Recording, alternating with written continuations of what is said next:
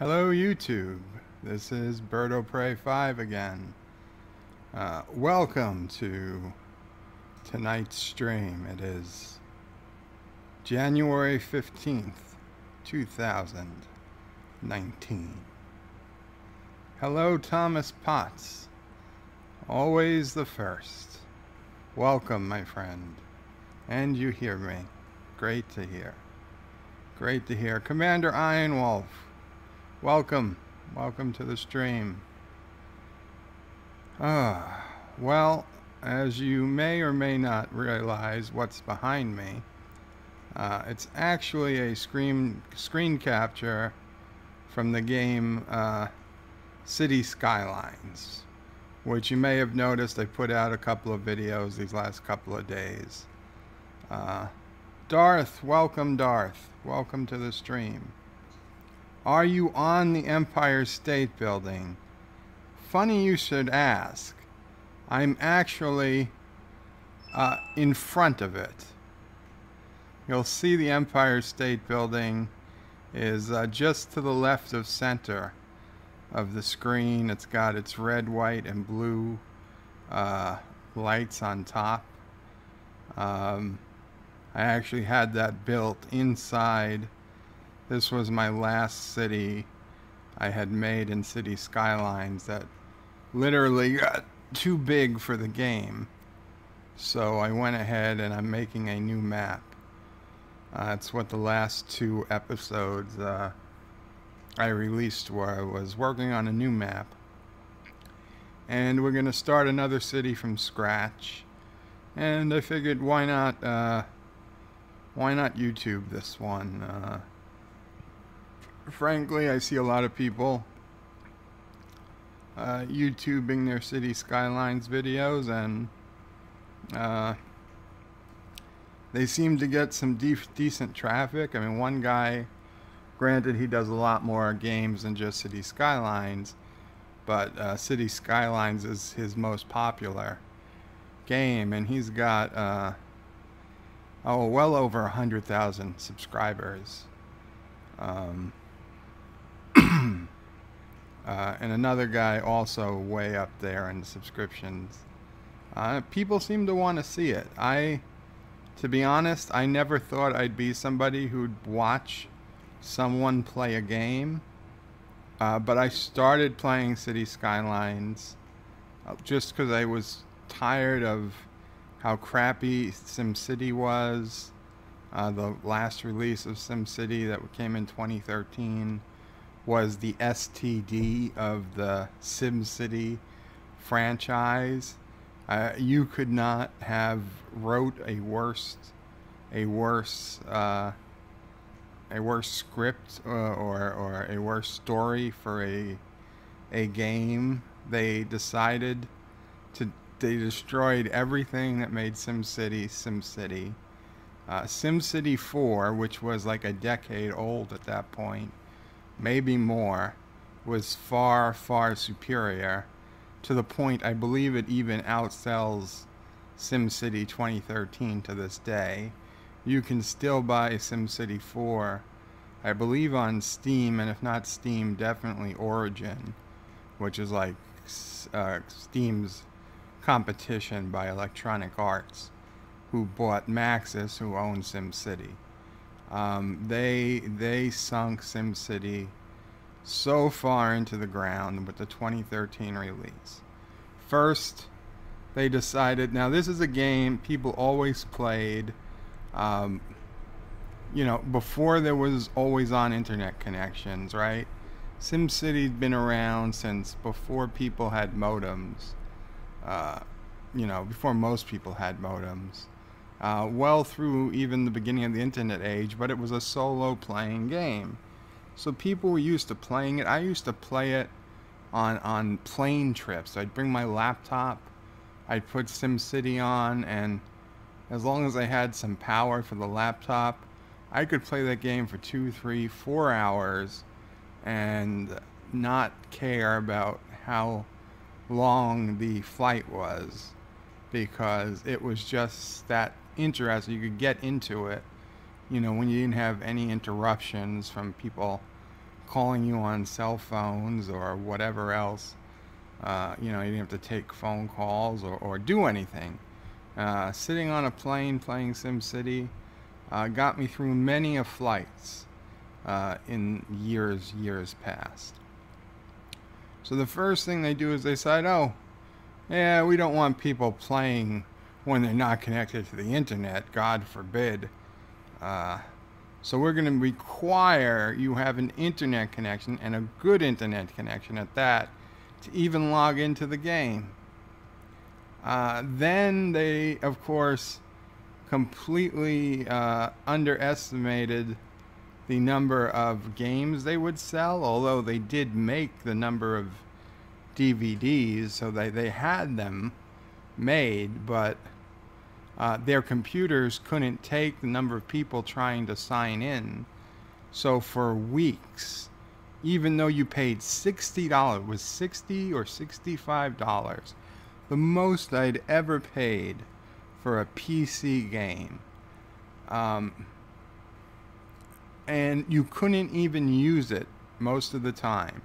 You would go to use it and you would get an error message that the servers were down or overloaded, and then sometimes they would just give you a message saying, sorry, you're busy now, come back in. Literally, they would say like 2 hours, 45 minutes. And then there was a countdown clock on your screen. And then your only choice was to either exit the game, or wait 2 hours and 45 minutes to play. I mean, that's ridiculous. You bought a game for $65. Okay? You want to play it. You want to play it now. I don't know if I'm going to be able to play it in 2 hours and 45 minutes, right? I mean, God knows. I mean, that's even ridiculous. Why would they even program in a delay of 2 hours or 3? People were saying 3 hours they were getting. I saw 2 hours plus myself. Why even bother? That is more of an insult to the consumer than just saying, we fucked up and the servers are overloaded and I'm sorry, we're going to try to get it fixed as soon as possible. Maybe come back later if you can. I mean, to put on a countdown server, you have nothing better to do than to keep your computer running for 2.5 hours, go out, run some errands, come back, and then maybe your game will be ready to play. Screw you, EA. It was incredible. And then for months they were saying that the game is so complicated, it is impossible to separate it from its always-on internet connection, that it just wouldn't possibly work without that internet connection. But it only took days for some people to figure out that once they started the game, if they physically unplugged their Ethernet cable from their computer, the game would keep playing for at least 20 minutes, seemingly without any issues. So it was clear that there wasn't any immediate need for an internet connection. It was just a way to make sure no one was pirating the game. It took a few months, I think maybe 2 months, before they finally got the server issues worked out so that you could actually play the game when you wanted to play the game. By this time, Amazon reviews of the game were like 1 star. Thousands and thousands of reviews on all different copies of the game, a single star. To this day, unless Amazon went back and removed some of those reviews, which they very well might have, the last time I checked, which was still years ago, the game had terrible Amazon reviews because of the thousands of people who left it those terrible reviews in the first few weeks it came out. They eventually worked on the game and figured out how to give us single player mode without needing internet connection. But then, like, before the game was even fully fixed, they come out with they want us to pay another $30 for a future cities expansion to the game, which is absurd because, I mean, they should have just given us that because the game was barely usable as it was. The people who got screwed over, who bought the game in the first place, couldn't use it for weeks or months. They gave us like a $5 game for free. I think I got Bejeweled 3. That was what I got. That was my credit because they were apologizing for that long delay to get it started. But in the meantime, the bigger problem was that they totally cut down the size of the cities. In SimCities 4, the biggest cities were huge. I mean, you could create a city that I assume, to scale went on for miles. Where in SimCity 2013, you barely had room for a small town. The maps were tiny, and there was no way to expand it. To this day, there's no larger maps because the system they built for simulating the city, they claim, and they might well be right, simply can't deal with more than a certain number of sims or whatever, because they supposedly simulate like the entire life cycle of every sim. They were supposed to have a house, go to work, come back to the house, drive their car, go to eat, go out, and they were basically modeling supposedly actual lives of real people. So, I can understand maybe complex calculations, but if they had to make the cities that small, they should have noticed that limitation early on and said, screw this, because our customers don't want this. Our customers want big, lovely cities. Cities like you see in the background behind me. That's what the customers wanted. They wanted to be able to draw cities. At best, this was Sim Town. Plus, on top of the extra small map size, they would make like water pumps and sewage systems take up ridiculous amounts of room on the map. I mean, if you're going to have a city that it's very limited in its size, why would you make a water pumping station that takes up 10 by 10 tiles? And it made no sense, okay?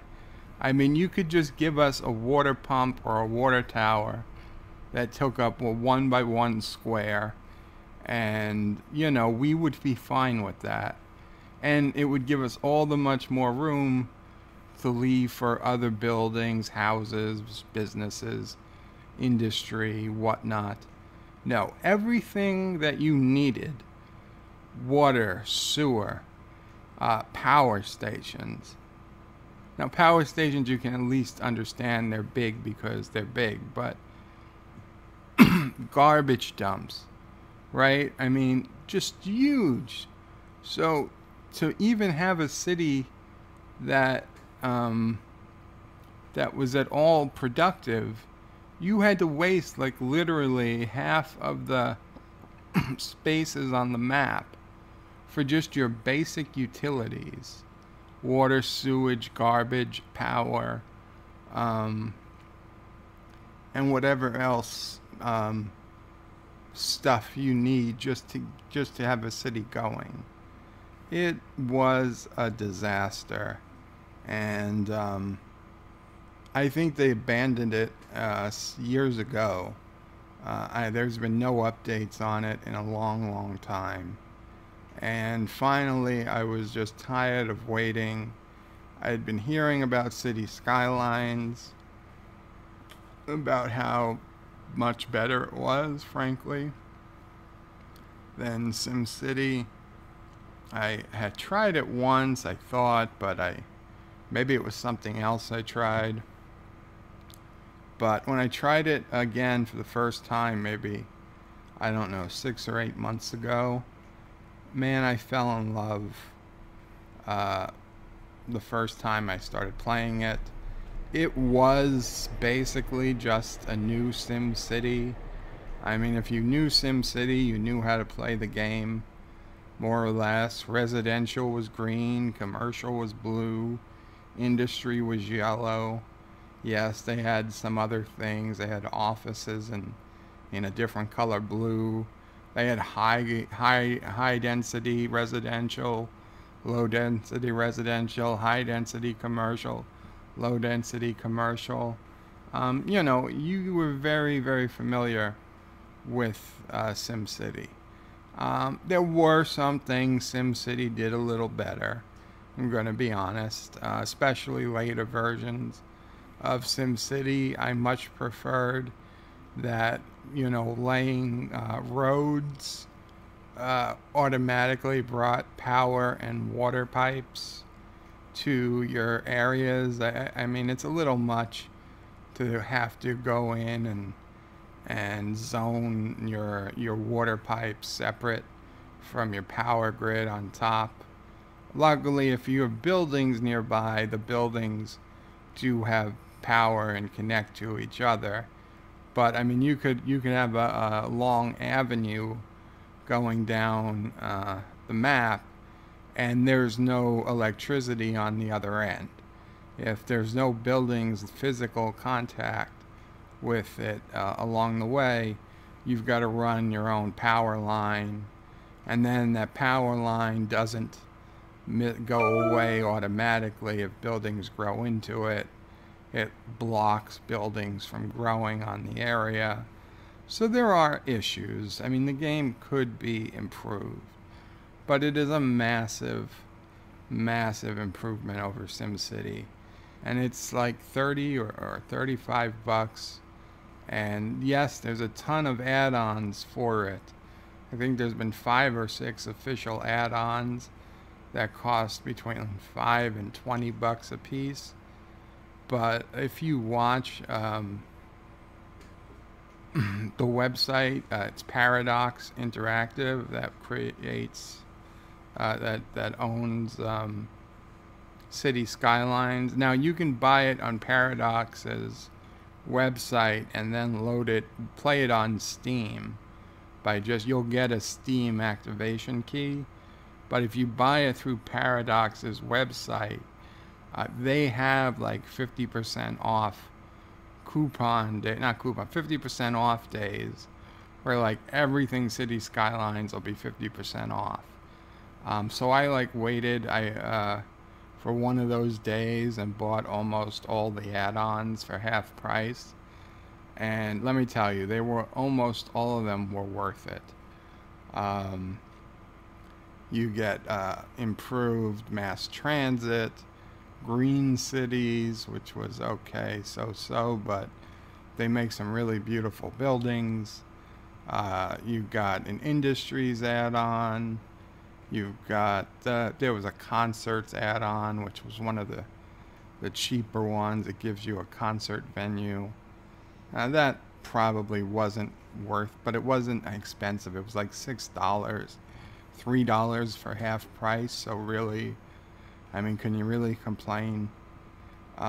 Plus, the Steam Workshop has tens of thousands of completely free user-created maps, buildings, unique buildings, monuments. You can go and find a power station. Besides the 10 different power stations built into the game, you can go on Steam Workshop and download like a completely clean Tesla power station, or or a fusion power plant, or even clean garbage incinerators, which turn garbage into power. So yeah, there's so much you can do to customize the game. It's probably one of the most customizable games I've ever seen. So yes, I very much like the game, and I found if they're playing it, I started liking watching other people play it, almost, if not more than playing it myself. For months, I was watching people play the game more than I was playing, just to learn, just to see how they did things, because traffic is an issue like it was in SimCity. Traffic is one of the more major issues you have to deal with. And it was just good to see how other people dealt with things.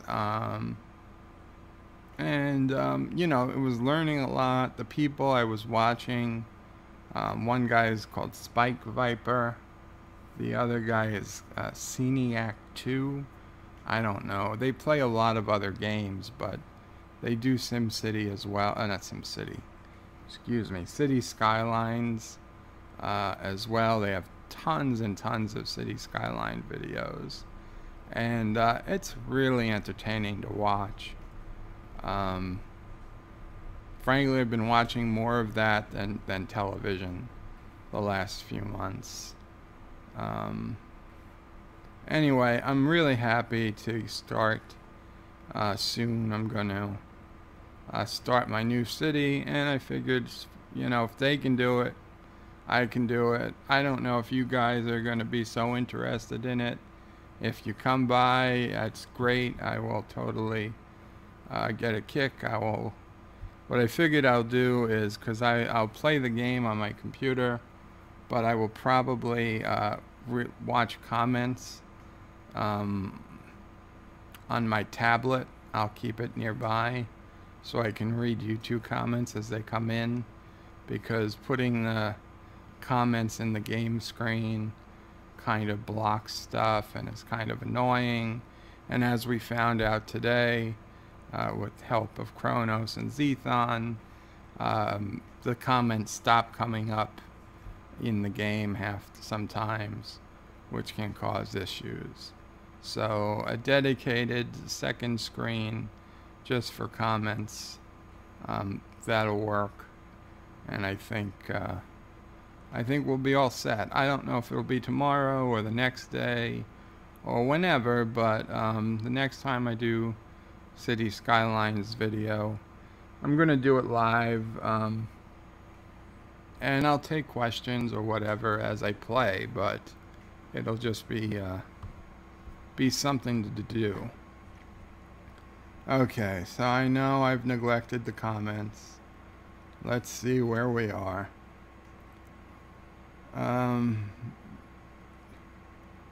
Darth says, you're playing City Skylines a lot.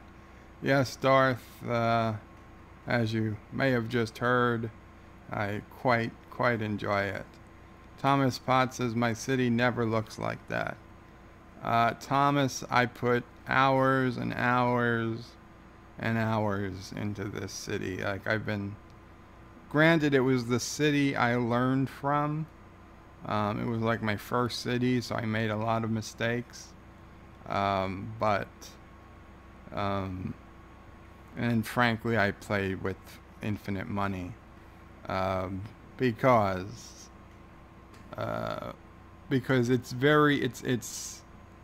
it's not only easy, it's trivial to create a city that will be profitable in City Skylines. Okay, in 10 or 15 minutes, you can create a small city that is just bringing in the cash, and you could let it play overnight or for 2 days and rank up millions and millions and millions in the bank, just with hands off, just letting it play. So, if I was to do that Is that any less cheating than just using infinite money? I just don't see the difference. It just saves me time. I will still try to make sure the city is profitable. Um, and if you can create a profitable city, what infinite money or not, who cares? But yeah, I mean, if I can start out with $50 million in the bank, why waste the time to let it run for the days it would take to accumulate? Just start with the infinite money and not worry about it. So yeah, I mean, as long as you try to keep it profitable, if you care. I mean, some people don't care. They play the city to design a city. So whatever. But I would prefer to keep it profitable. So that will be my goal when I start playing.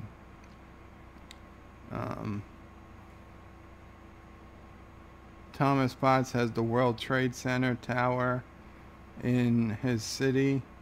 If you have the Freedom Tower, the new World Trade Center, or the old World Trade Centers,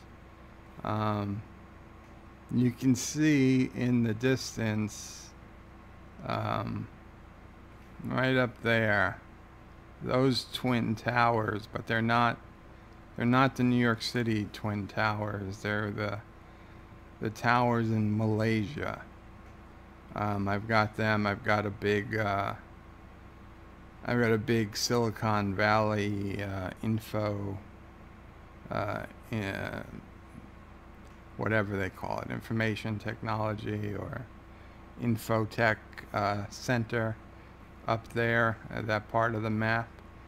So I got those guys. They're quite the distance. They're the complete other side of the 25 tile map. And then those other lights, those ones going up over here. Now those I created that map, so I knew what I was doing. But I made a very large waterfall, and I had four dams, 4 hydroelectric plants, each putting out the full 2,400 megawatts max capacity. So literally the entire power of the city was coming from just those 4 dams, and we had plenty more power. Now I do wish that's something you could do in SimCity that you can't do in Cities Skylines. I do wish you had a way to sell your excess power or your excess water to your neighbors, or buy excess power, excess water, or other supplies from your neighboring cities. The concept of a neighboring city doesn't really exist in City Skylines. You do have outside connections where traffic, like you have a highway that just goes to the edge of the map, and cars magically come from there, and planes magically come from, other edges of the map. But there's nothing there to tell you either the name of your neighboring city. There's no statistics. There's no nothing. I mean, it's just a point on the map where cars enter. Whereas SimCity, you had some idea, even if you weren't playing multiplayer, you could buy and sell resources to neighboring cities, which it's a feature I miss. I would have liked if they brought that in. They still might. You never know. They're always making updates to the game. I'd love to have that feature to sell off extra power, extra water, because some cities are better at making those things. Now, City Skylines, you also have besides a generic industry, you also you can specialize an area in forestry, timber, basically, farming, oil production, oil pumps, and ore mining, which is just generic mining of ore, whether it's iron or something else. It varies. In the game, it doesn't matter what ore it's producing, but it's producing something. So that's something that SimCity, the last one, kind of had, but it was done poorly. Cities Skylines does it a lot better. Commander Ironwolf said, wait, SimCity had a story? Well, a story as to how much it sucked. Yes. At least the last one. Thomas Potts, you built a city and made non-stop disasters. Yeah, I used to love the disasters in SimCity, and there is a disaster add-on. It's not a default in Cities Skylines. There's fires, but other than fires, there's no major disasters. Although you could cause an accidental tsunami depending on what you're doing. But other than that, there was no official disasters. That was an add-on, a disasters add-on, where you could do meteor strikes, tornadoes, lightning strike, thunderstorms, sinkholes, earthquakes, and tsunamis. And just besides being able to do those things, they also added that you could build emergency bunkers, emergency shelters, and you could put up specialty buildings that would warn you of like storms and tornadoes, and a space radar that would warn you about incoming meteor strikes, and any of the ocean sensors that would warn you about incoming tsunamis, and emergency radio broadcast towers, so that in an emergency you could make sure most of your city had radio coverage and would know to take shelter and things like that. So it was pretty cool. And while the shelters weren't 100% indestructible, they were almost indestructible. I mean, they would survive a tornado, an earthquake, but they weren't going to survive a direct meteor strike. So yeah, but so that brought a whole new aspect to the game. I play with disasters mostly off, although once you can save the game and just start taking it out on your city, sending meteors everywhere, tsunamis and whatnot, and just watching the horror that unfolds. Every SimCity player revels in that. Unfortunately, there's no aliens or monsters like SimCity had. They're just more natural disasters. But a good meteor strike is still fun.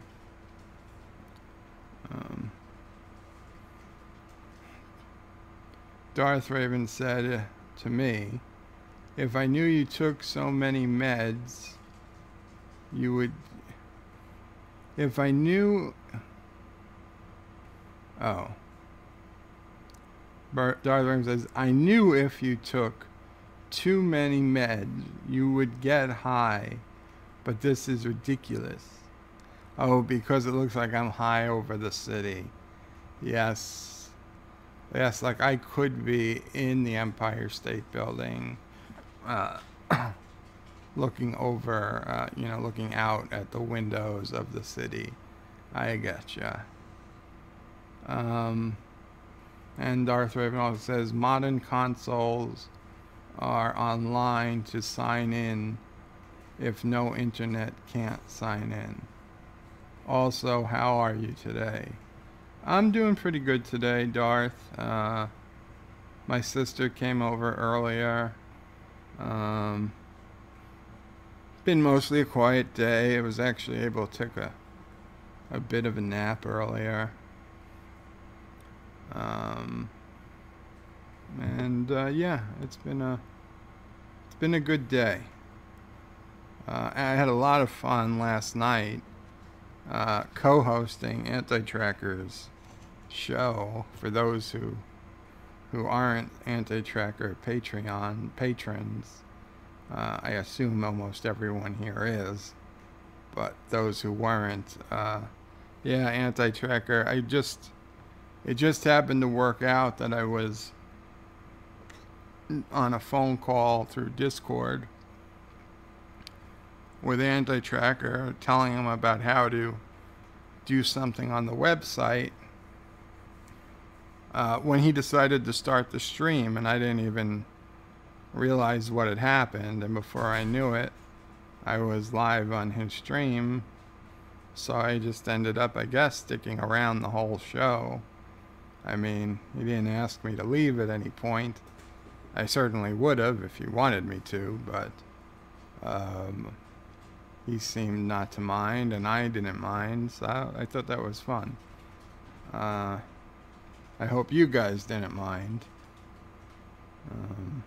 So, yeah, my first co-hosting, I liked it.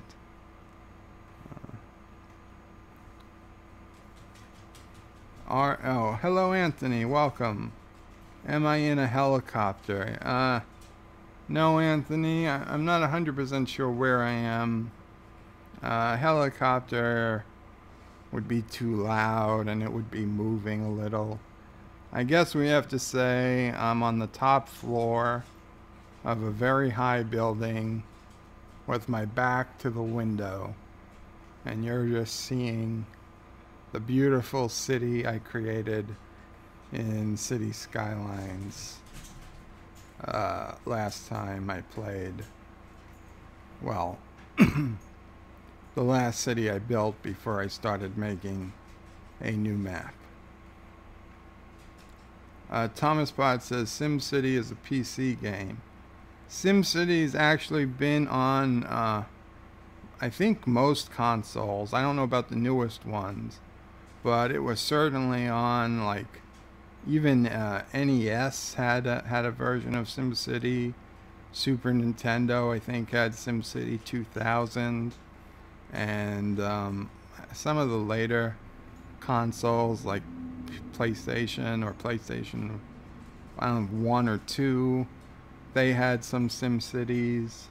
So yeah, I mean, SimCity is both a console game and a PC game. No, it's mostly a PC game. And it's been a mobile game too, because sure, sell out the name of the game. I mean, you can't really play it on a mobile device, but it doesn't hurt, it doesn't stop them from trying to get you to buy it. I don't think they make the console games. Oh, they used to. They might not make it, they might not make them on the latest consoles, but that's because SimCity is basically out of business.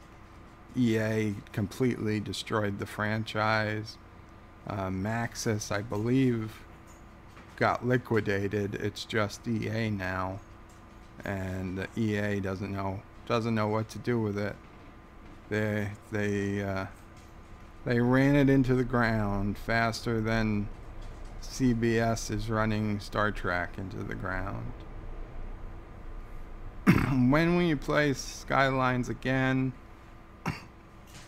I don't know, Thomas. Probably either Well, tomorrow's Wednesday, so maybe in the early, not early morning, but maybe like 9 a.m. or so tomorrow, 9 a.m. Eastern.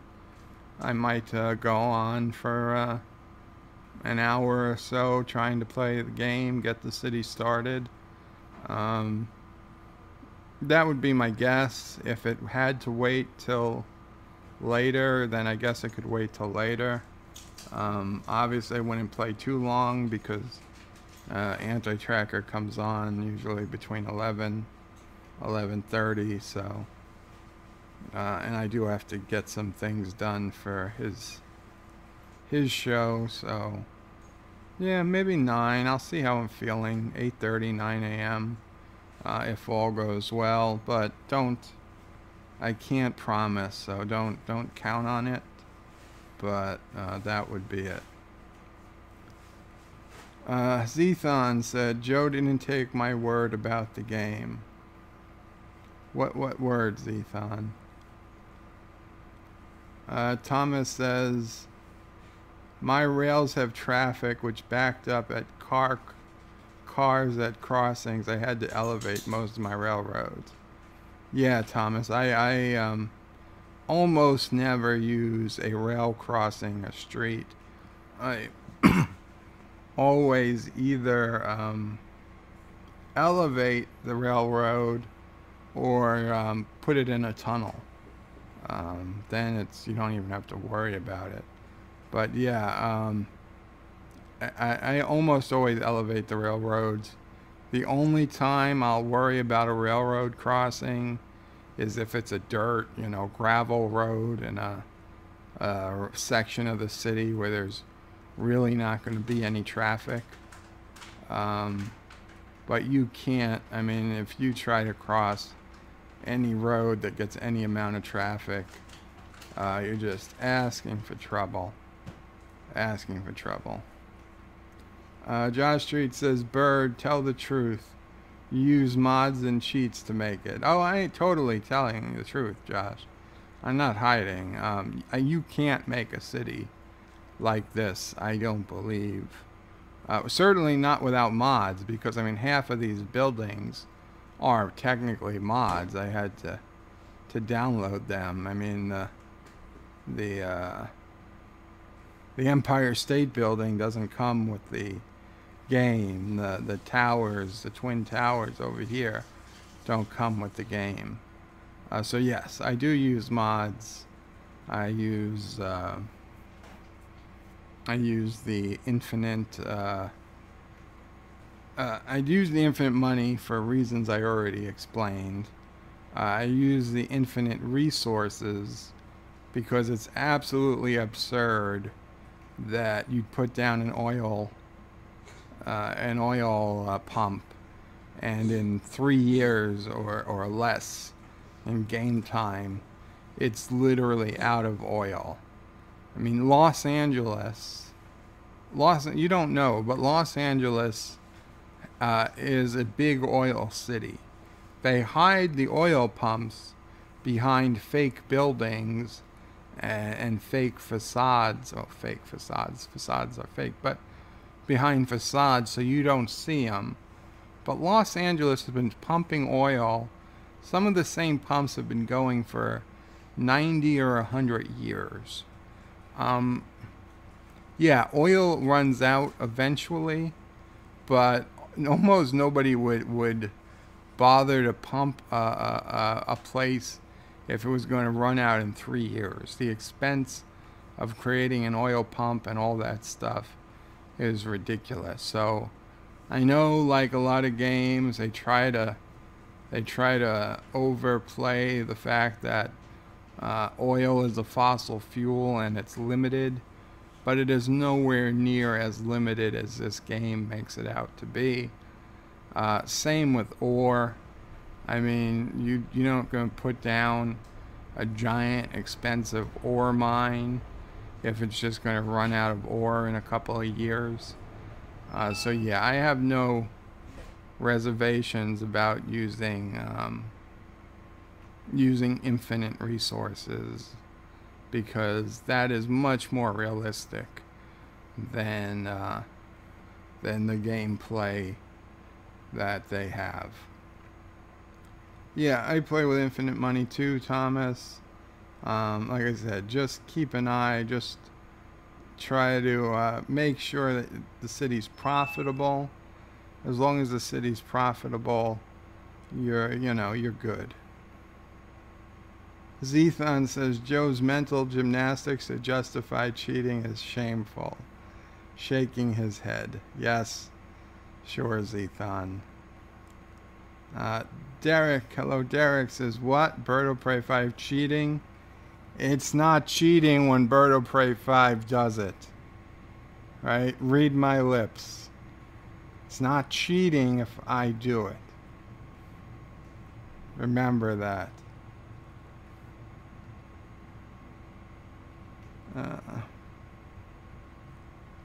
Anthony D, my twin towers are American. Well, you're a great American, Anthony D. I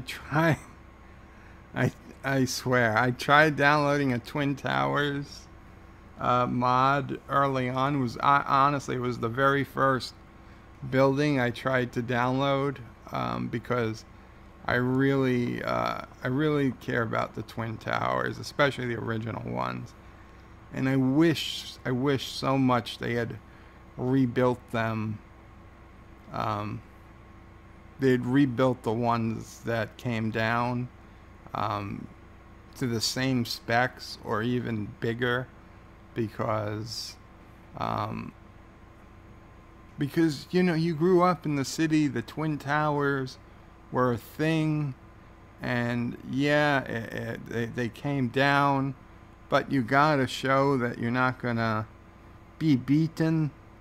I mean, and so you rebuild them, but you could either rebuild them bigger, or I would have rebuilt them in black as a tribute to the people who died, like a mourning, but still that they're back. I wish so much they'd rebuilt them, but yeah, so I really care about the Twin Towers.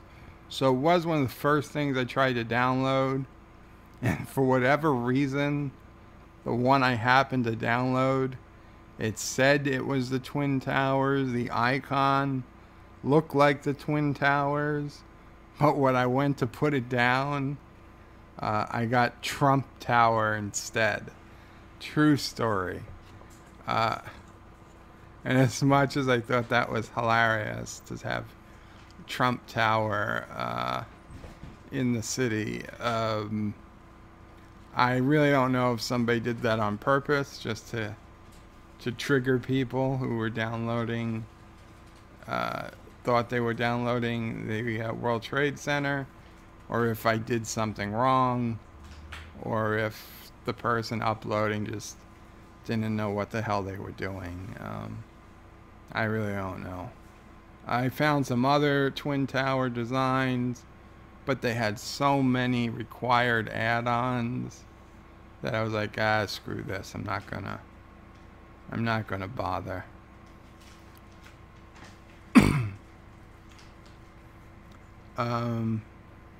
Josh Street, hello Josh. I build to see if it can survive me destroying it, Devil Face. Yes, that is definitely a reason to build. Maybe the next city I will build with the intention of surviving some type of terrible disaster.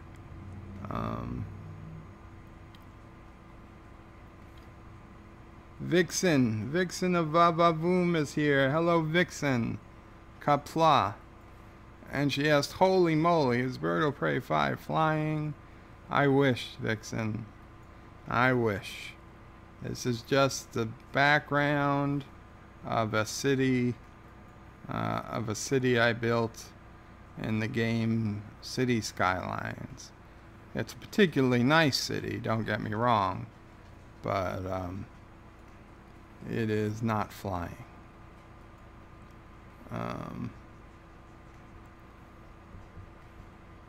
And Thomas Bot says it's not cheating. He's not competing with someone. Very, very astute observation, Thomas. How can you cheat if there's no one you're playing against? Right? I'm not going out there. I'm not even claiming that I'm not cheating. I totally admit to saying what I'm doing. So yeah. And if I'm not in competition with anybody, you really can't cheat.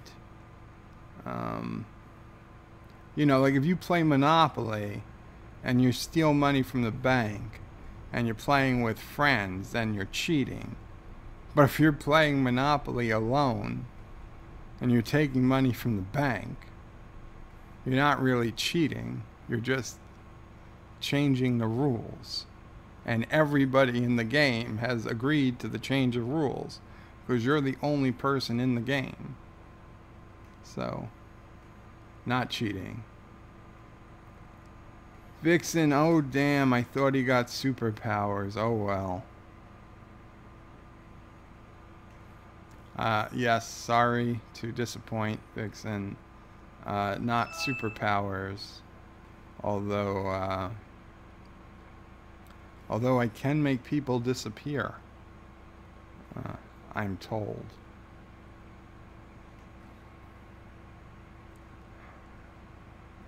Anthony D says Joe is 3 days behind on the chat. No, Anthony, it's not terrible. I can see it's not that terrible. Anthony also says that only he has superpowers, Vixen. Josh Street says, it's a bird, it's a plane.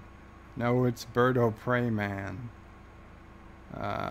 Vixen is laughing. Zethon says, Joe mentioned that he chats, pretending like he's gonna... Joe mentions the chats, pretending like he's gonna read them all. I try to, Zethon. I definitely do. Yeah. God damn it. YouTube has it on top chat. So if I change it to all chats, I wonder if there's going to be chats I missed. Okay. So that was a 729 chat. We're at 751. But I'm going to pull it to all chat messages visible. I'm going to go back. Oh, Anti-Tracker's here. Welcome, Anti-Tracker. Of course, I've got to go back to 729 and start reading from where I left off. Huh, YouTube won't even let me go back up that far. Oh well, so I guess we're going to miss 7 minutes of chats. Because the very first chat I can read is from Thomas Potts. I rewatched part of that stream I missed this morning. Vixen says, Alexa. Damn it. Cancel. Order me a pizza. I was afraid if I said it, she would do that. And I really don't feel like a pizza right now. Bird of Prey 5 is she worth it? Yes, I like my Amazon Echo very much. I let her play music, Frank Sinatra, all types of things, ask her questions, ask her how to spell things. And granted, I have a computer in front of me 95% of the time. I could Google it, but if like you're already multitasking on the computer and you don't want to open another window and you just want a quick answer, like have her explain something, yeah, it's worth it. Also, it's fun. She can tell stories, she can sing songs, she can tell jokes. Alexa, volume 7. Alexa, tell me a joke. Actually, my friend Jimmy Fallon wants to tell a joke. Let's give him a shot. What did the horse say to the scarecrow? Hey. So what do you think? I think Jimmy Fallon's an untalented nitwit. Don't ever play Jimmy Fallon No again, problem. Alexa. I'll keep you laughing. but No, you if won't. Want to hear one of his jokes. I don't want to Just hear Jimmy tell me a Fallon. Jimmy Fallon joke. No, never. Never again. Never. Sorry, I don't know that. Fucking ass. Alexa, tell me a good joke. What was Bruce Wayne's favorite baby toy? Oh, The Batmobile. the Batmobile. Okay, you see, that one was decent. Thank you. Thank you, Alexa. Because babies play with mobiles, so the Batmobile. Man, Jimmy Fallon. Way overrated. Way overrated. Used to be funnier. Not in a long time.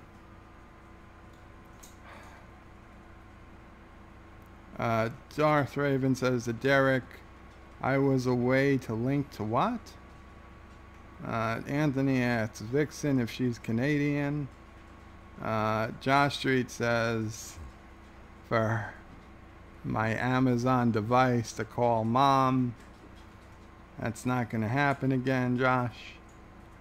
Commander Iron Wolf says it was on the Wii as well. Oh, SimCity, yes. Very, very, very possible. Darth Raven says to Commander Iron Wolf, hey man, what link you looking for? Derek says Darth patron stream for Iron Wolf.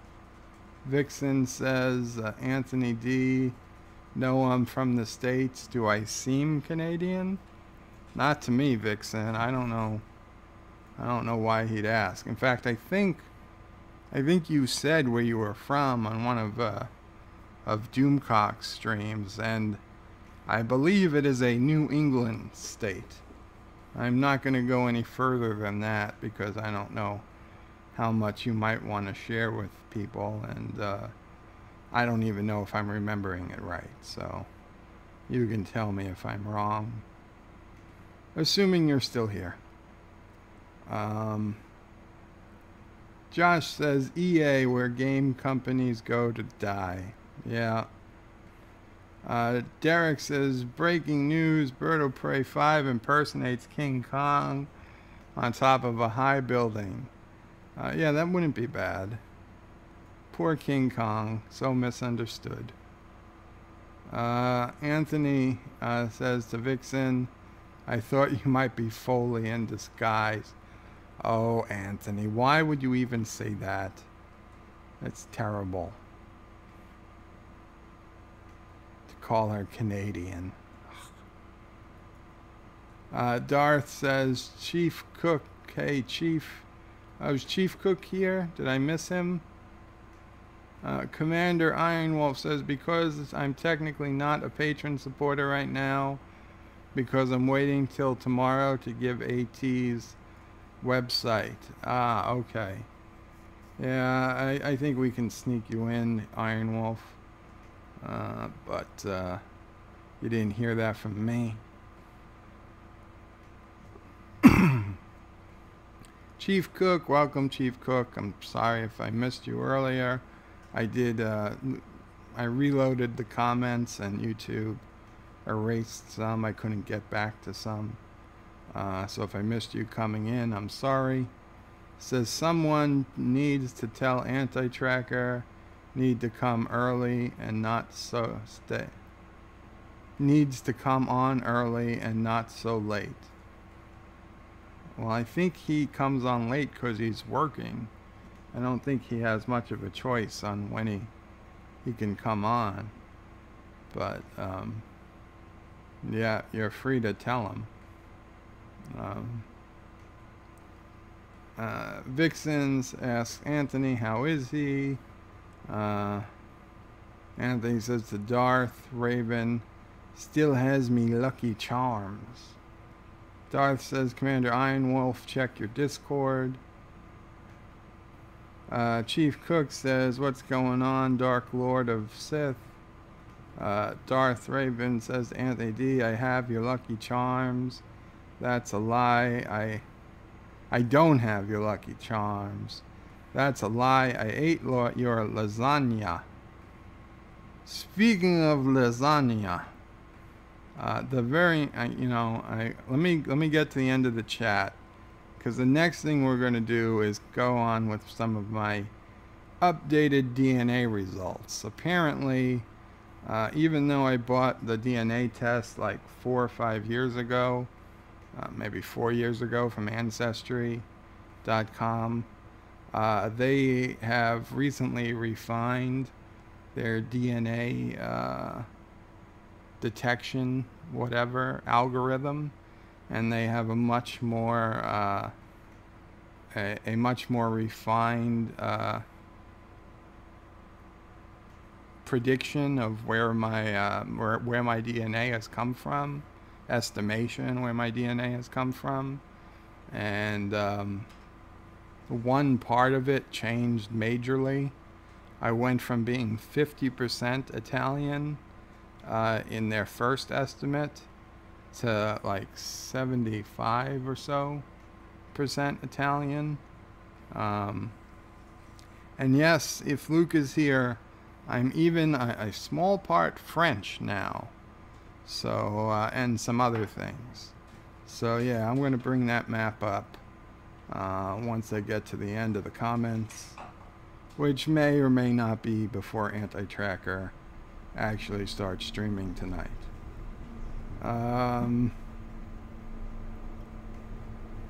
Anti-Tracker asks, is that Cities Skylines? Nice, but why is it a still image? Well, Anti-Tracker,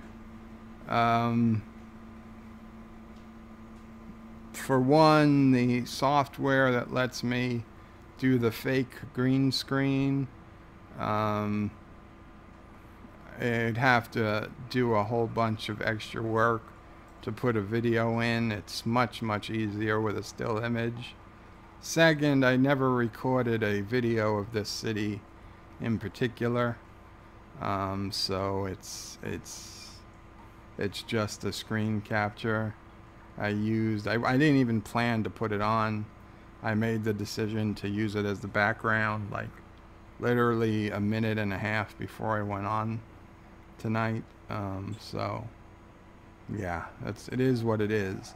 When I start doing the real City Skylines videos, which may start as early as tomorrow, then you'll start seeing some nice videos of the city. It's actually a built-in feature of the game, where it will like just do like beauty shots of the city, and the camera will follow cars or follow blimps in the sky or whatever else, and just give you like beautiful panning of the city, and you see what's going on. So yeah, look forward to that. That's just gonna be better. And official to welcome Anti-Tracker to the stream, even though I saw him before. Thomas Potsev, I have real stores like Walmart, Best Buy, and others. Yeah, Thomas, I went ahead, I downloaded McDonald's, Popeyes, Cheesecake Factory, KFC. Yeah, you see a pattern here. El Polo, what was it? No, not El Polo Loco. Oh, Los Polos Hermanos from Breaking Bad, the chicken place from Breaking Bad. So yeah, they make up a lot of my low density commercial buildings. And like when I see like a McDonald's on a corner or something, I go ahead and I make it a historic building. This way I know it never changes. That's an option. Any building in the city that's growing, that's like an automatic building that's being built up, you can right click on it and you can choose to make it historic. And if you make it historic, despite the fact that the neighborhood changes or the property value changes, it'll just stay what it is for all time, unless it becomes abandoned, in which case then it'll become abandoned. But yeah, I really like those McDonald's. I gotta say, they look really nice in the city. Darth asks, Anti-Tracker, how are things? Josh Street says to me, you can use IT office buildings to get the close. You can use IT office buildings to get the close to that skyline. To get close to that skyline. Well, yeah, these blue buildings behind me, behind my head, those blue buildings, those are IT buildings. And there's, like I said, there's another IT sector in the back left corner of the screen where those twin towers are. There's another big IT sector back there.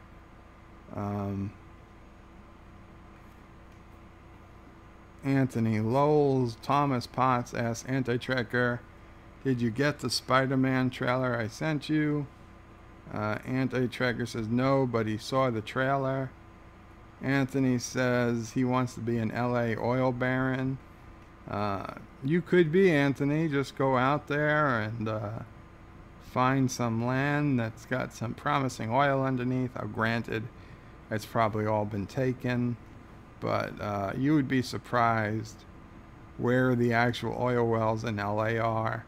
They are so well concealed, you'd never know. Thomas Potts says, congratulations on your promotion. Oh, Anti-Tracker says he's hanging in there working, which sucks, but hey, got a promotion, which is good. Congratulations, Anti-Tracker, on your promotion. You are now assistant to the regional manager. I don't know. I know. He doesn't tell us his job, which is probably for the best. But yeah, so that's 2 promotions. 2 promotions since you've known me. So like Zethon said, knowing me brought him the best luck in the world. He got many promotions at work. He got a Tesla. He bought a place, or got a new place. So yeah, I guess I'm good luck for other people. So congrats again. Anti-Tracker says, will you? Darth asks, will he get better hours? Probably not. Anti-Tracker says, when he streams, I am not working. Oh, wait, I missed something. Josh Street says to Anti-Tracker, where are you going? When are you going to co-host the Bird of Prey show? Oh yes, that's not a bad idea, I guess, if he wants to. I mean, that's like asking a Hollywood star to come back and like host a PBS public access show. But like, yeah, here's my friend Arnold Schwarzenegger. He's here to help me host bowling for, biscuits or something. I don't know. I lost that one. Strike one for me. So then Anti-Tracker says, when he streams and I'm not working. Well, I believe he's working now. So it'd have to be like a day he's off. Maybe another Sunday where Mrs. Anti-Tracker is busy or something. He'll let me know. Let me know, Anti-Tracker. If I'm ever on and you're not working, we'll make it happen. And Anti-Tracker confirms the hours are the same. Actually, it's more like a non-demotion. Oof. Well, sorry to hear that. I am in a leadership position at work, but it was a temporary position. As of today, it's permanent. Okay, well, that's still a promotion, technically speaking, and nothing gets worse. So yeah, that's all good. That's good news. Darth says it's not cheating, but it's not cheating if I do, but my girl does it. She's a hooker. Lol. It's not a cheating if I do it, but if my girl does it, she's a hooker. Okay, Darth. You are comparing using infinite money in Cities Skylines to hooking to that cheap bleach, street walking, hooker John confidentiality. You're comparing the two. Commander Ironwolf says, "Hey, Anti-Tracker," because Anti-Tracker is here. He's the center of attention. No, that's cool. Anti-Tracker, your website emails are now going into my inbox. Thanks for the help, says Thomas. Very good news, Thomas, and I thank you for telling me about that earlier. I was happy to hear.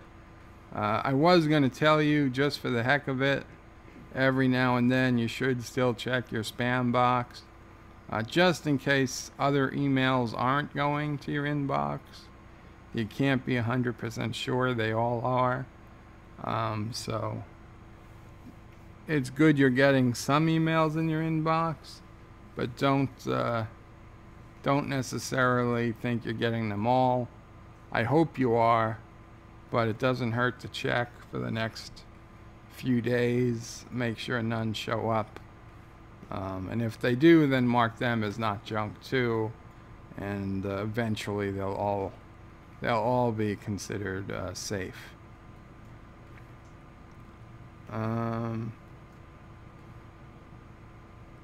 Anthony asks Darth if he can have his girl. Well, if she's a hooker, you can rent her, I suppose. Chief Cook says, "Hi, Anti-Tracker. I have a question for you. Are you doing more Borg videos?" Darth says to Anthony, "Easy, she's imaginary. So if you have 8, so you can have 8. Oh, she's imaginary, so you can have 8 of her. Okay, fine." Thomas Potts says, "Skylines only has one building from my hometown, PPG Place." Can't say I'm familiar with that building, Thomas. Anti-Tracker says, "Yes, sir. Doing a Borg video every week until we are done, which means forever." Anthony, it's good to share. Derek says, "Anthony, it's too." Says Anthony, "It's good to share." Anti-Tracker says, "And if you were going to ask about Lore Reloaded video from today, yeah, it was Lore Reloaded. Yeah, well, he did a Borg video today. I think I watched it. I don't know. It seems like he says a lot in 6 minutes and 22 seconds, or whatever it was, 6 minutes 52 seconds, something like that. Seemed like there was a lot more info in it than like some other videos I watched that are 20 minutes long. Guess he has a way of condensing things. Darth says, "Anti-Tracker, make you happy. Make you happy. STD is back Thursday." Oh, you're gonna trigger him, Darth. He's not happy that Discovery is starting on 1701, January 17th. The registry number of the Enterprise. And do we think they really did that on purpose? I don't know. I would say it was I don't think they knew the number. I don't think they're that creative. I think it was a coincidence. Zethan says, I wonder at what point Joe will decide that he's not reading more messages. It hasn't happened yet, Zethan. I've told people to stop making messages, but I keep reading them. Josh Street says, Anti-Tracker, here I thought Laura uploaded a Borg video for you. That would be interesting. Zethan says, will this message get read? I wonder. Well, now you know. Pot says he's 20 minutes behind. That was at 7:48. It's now 8:14. Anti-Tracker says, so you know it was funny when he said, yeah. Almost got me again, Anti-Tracker. Almost got me again. Zethan says, can you read Thomas Potts' last message?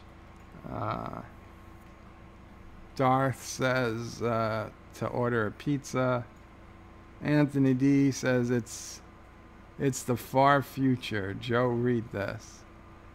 Vixen is still here, says Anthony D. She's laughing. You sure they might wake up? Zethan says, are you saying people can't cheat while playing Solitaire, the card game? No, they cannot cheat while playing Solitaire. Because what they simply do is stop playing Solitaire and start playing something else. Now, they can lie.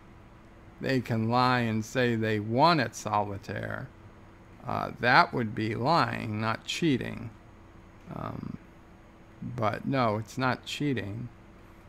Because if you are the only player, you, by definition, get to make all the rules.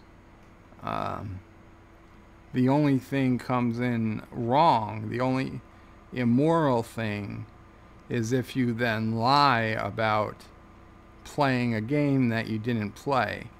Or you lie in the fact that you don't tell people that you modified the rules of the game. So they are led to believe that you won like a game of Solitaire, assuming the rules that everybody would assume. So that's where the deception comes in. That's the only downside, negative. Changing the rules is just changing the rules. Wow, there is a lot more comments than I thought.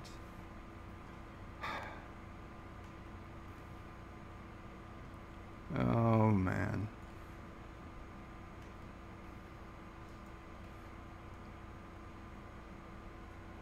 Wow.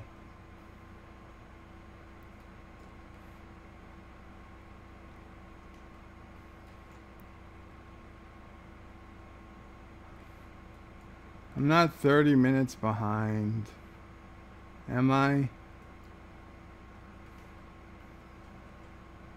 I am 30 minutes behind. Jesus Christ. Okay, we gotta kick it up a notch. Okay, I read those.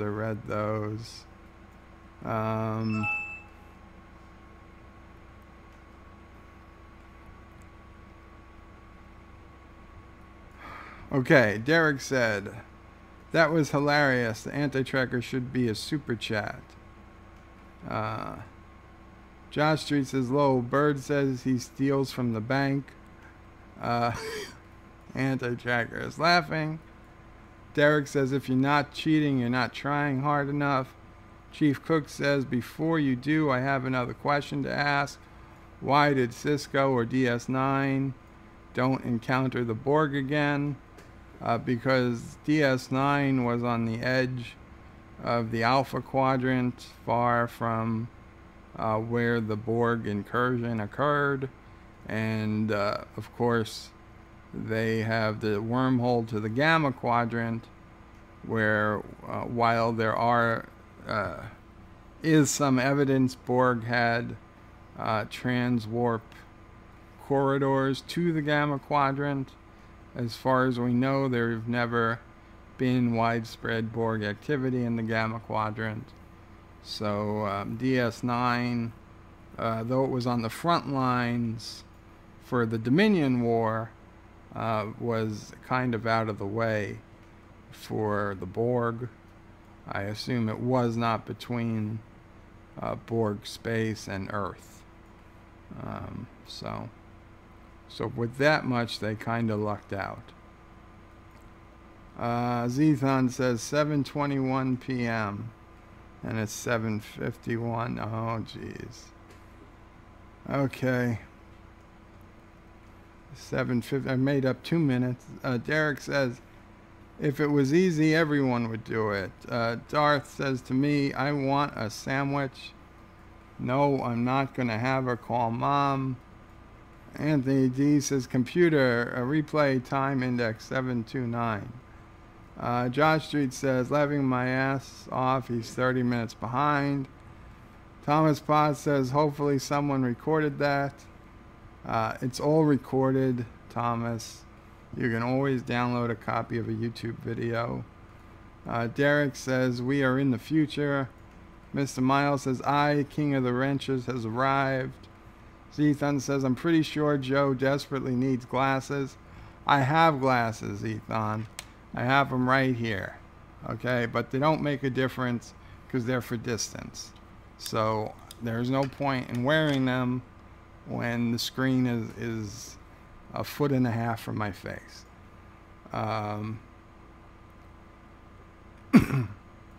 Derek says, welcome, Mr. Miles.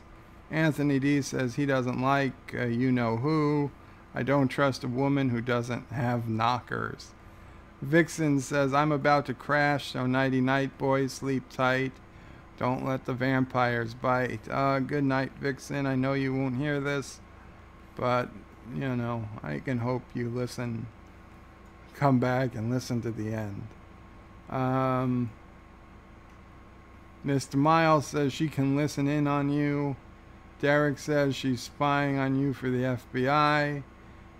Thomas Potts says to Anti-Tracker, have you figured out your YouTube creators issue?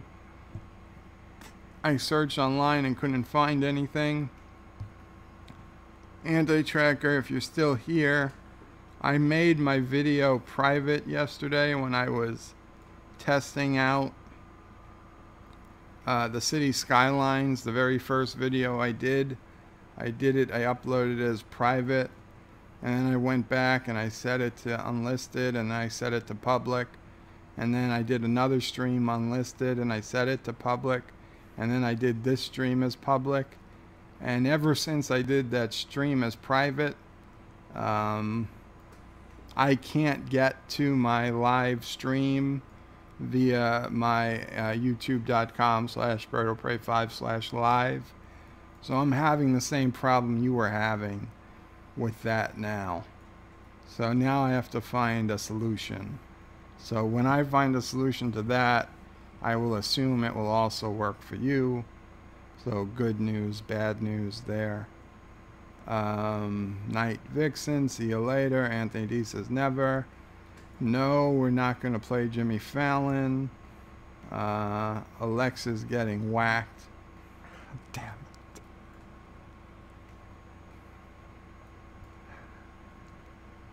Zethon says, Alex, can you tell me another fabulous Jimmy Fallon joke? You know what? There's going to be a new rule. We're not going to let Alex in the chat anymore. We can't take the chance that I accidentally initiate Alexa by saying Alex. I know. Commander Ironwolf says, lol, Jimmy Fallon is a left-wing lunatic. Darth says, no, I'm not going to say that. Mr. Miles says, I think I need a third wrench. I need a third wrench. You're out of luck tonight, Mr. Miles. Too busy to be worrying about third wrenches. Chief Cook, Anti-Tracker, make sure you read my comment. Anti-Tracker says, Thomas Potts, sorry, I'm in and out here because I'm working, so I have not figured it out yet. Anti-Tracker says, Chief Cook, got it. Mr. Miles says, Anti-Tracker, did you get the comment I posted on your video? The long one. Darth says, everyone, Netflix prices are going up $14.99 to $16.99 and from $8.99 to $9.99. Oof. Mr. Miles says, I posted 3, but one of them has meat. I don't know what. Anthony D says, damn, Netflix to hell. Anti-Tracker says, why? I was actually on Netflix today. They got both Solo and Infinity Wars on like new releases or whatever.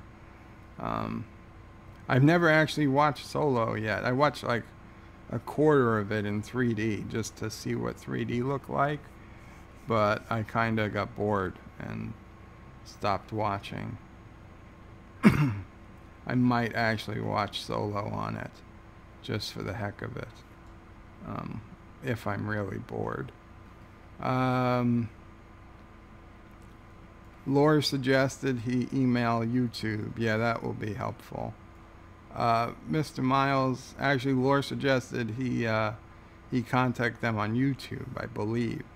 He might have changed his response, but the response I read, he recommended he contact them at YouTube, because I think YouTube does not really give a shit about emails they get.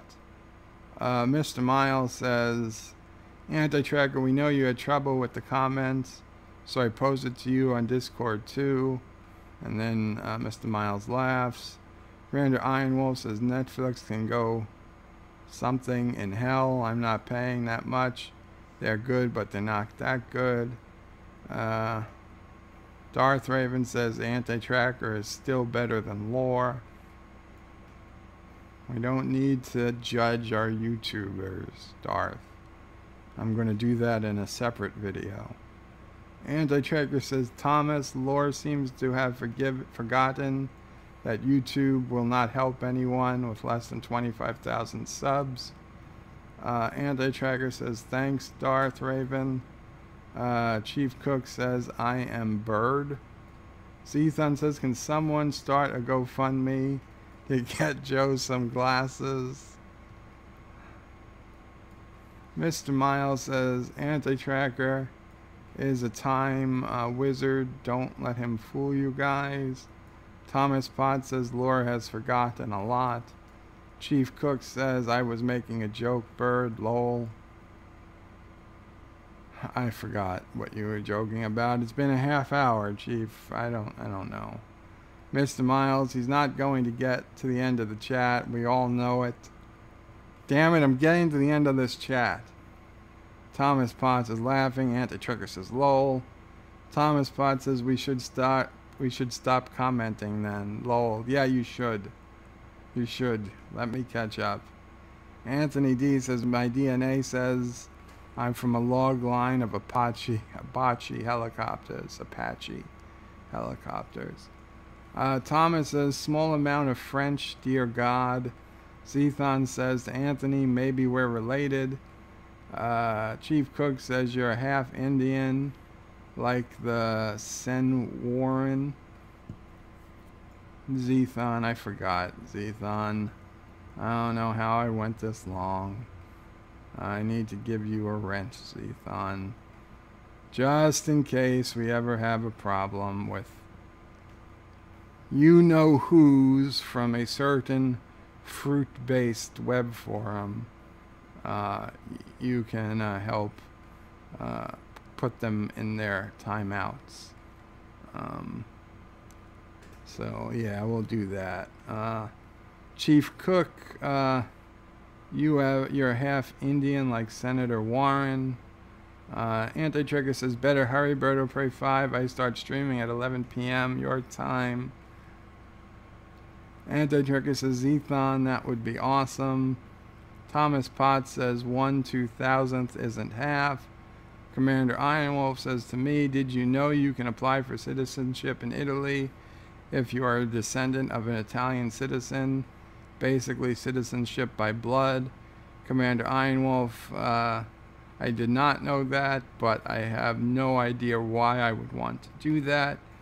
As much as I am proud of my heritage, I am more proud of being an American, and I have absolutely no desire to go to a country that is part of the European Union and is going to take away basically internet freedom for all its citizens in, I don't know, 3 to 6 months. So thank you, but no thank you. Great place to visit. Wouldn't want to live there. Mr. Miles says, 23andMe is how I found out I'm 1% sub-Saharan African. So woke, so diverse. Mr. Miles, I used to be 1% sub-Saharan African, according to Ancestry, but on their new evaluation, I apparently am not African at all. So I thought I was woke. All those things I signed up for as a mixed race, I've got to call them up and say, listen, it turns out I didn't have African blood in me at all. I'm just European, and we'll go from there. Josh Street says, Anti-Tracker, you know Bird, catch up the stream chat when you get off tonight at 2 a.m. Darth says, Anti-Tracker, you will be doing your Comic-Con 2020 stream, and Bird will still be on these comments. Anthony D says, I need to do the test for reals. You should. Well, Anthony, yes and no on the DNA tests. I really like them, but you are giving up a hell of a lot of privacy. It's something I really didn't think about at the time, although I still would have done it. Certainly if I was going to lead a life of crime, I probably wouldn't want my DNA on file. And you know, there is some risk that companies will one day be able to search these DNA databases and make hiring decisions based off of them, or insurance rates, or God knows what. Some idiot will connect dots and judge people based on their DNA. Now, so it is kind of weird. I do think we probably need some regulation in that area. As much as I'm against government regulation in general, this might be an area where it is called for. Thomas, Darth Raven says, Anthony D, he's doing it in February. Thomas says, Skylines needs a tower with a turret on top. Commander Ironwolf says, because he can still be a citizen of America, Zethon. Zethon says, it would be an insult to America to be a citizen of another country. Absolutely right, Zethon. Absolutely right. If American citizenship comes before all others. Derek says turd tower. Thomas Potts says dump tower. Anti-Tracker says to Thomas Potts, dump tower. I don't know, turd tower sounds better to me, Anti-Tracker. Chief Cook says, Anti-Tracker, my question is, what is your opinion on why the Borg was not in the DS9 series? Well, being it's my stream, I'll field that question, Chief Cook. Because Deep Space Nine didn't need the Borg. It was an awesome show without it, and they already had a very powerful enemy. Yeah, they're just, it's like, why weren't, I was going to say, like, why weren't Romulans in Voyager, but actually they were at one time. Twice, actually. The time that they made a connection with a ship, and it turned out to be a Romulan ship. They were able to transport somebody across the galaxy, and it turned out to be a Romulan. And then Tuvok knew that after he left, that the guy actually died 30 years or so before they got back. And then, of course, the Romulans, who were attacking the Prometheus, which the Doctor had to save, had to rescue, and then make sure Starfleet didn't destroy them. So yeah, Romulans actually were in Voyager, but it would be like, why not having, you know what, Voyager could have used all the help they could have got, so never mind. I'm not gonna go down that road. Anti-Tracker says, frankly, because they could not have beaten the Borg. The station does not move. The Borg could have shown up again. Game over. Anti-Tracker, I think you are forgetting that the station had a very more powerful force than the Borg. It had the protection of the prophets. If a Borg cube showed up and they posed any danger to the emissary or Bajor, prophets could have just made them disappear. Could have sent them so far forward in time that there would have been no threat to anyone. They could have just erased them from existence, or God knows what they do. But yeah, more powerful than the Borg for sure. Darth says, Anti-Tracker, Michael Crawford Memorial Stadium, also known as the Toilet Bowls. Thomas Prock says, Anti-Tracker, yes, with your avatar on top. Zethon says, it's true, ever since knowing Joe, I have never had cancer. Thomas Potts says, 10 years, I've never been promoted, never will be. Darth, that's sad, Thomas. Do you have a job? I mean, if you're the top boss, then you can't be promoted. But Darth says to me, Anti-Tracker is now junior waffle maker, assistant. He isn't allowed to touch the French fries in McDonald's. Commander Ironwolf says, I haven't gotten a promotion. Mr. Miles says, Bird of Prey is a mafia boss. I'm sure AT would co-host if he was given the offer he couldn't refuse. Thomas Potts says, who sells homes this late? Very funny. Although Galron probably does at Galron Real Estate, because it's always a good day to buy. Josh Street, comments. Josh Street says, Anti-Tracker will co-host if he didn't want to wake up having STD season 1 in his bed, if he doesn't want to wake up. I gotcha, yes. Because STD season 1 is worse than a horse's head in your bed. Chief Cook says, Anti-Tracker, you're right, but they should have tried to invade the Dominion or the Romulans and the Breen. Darth Raven says, Anti-Tracker, it's 18:01 here when it comes out at 8 a.m. Derek says, Discovery is the best. Derek McManus is saying, Discovery is the best Star Trek. Just ask you know who, which I won't.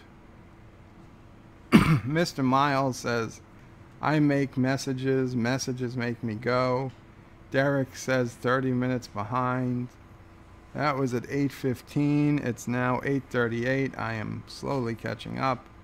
Mr. Miles says, I want to start a movement that will put pressure on anti-tracker not to break from Stargate. Take to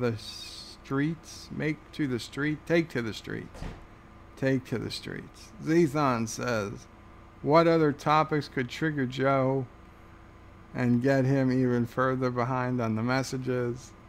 Derek says, don't purchase Gillette products.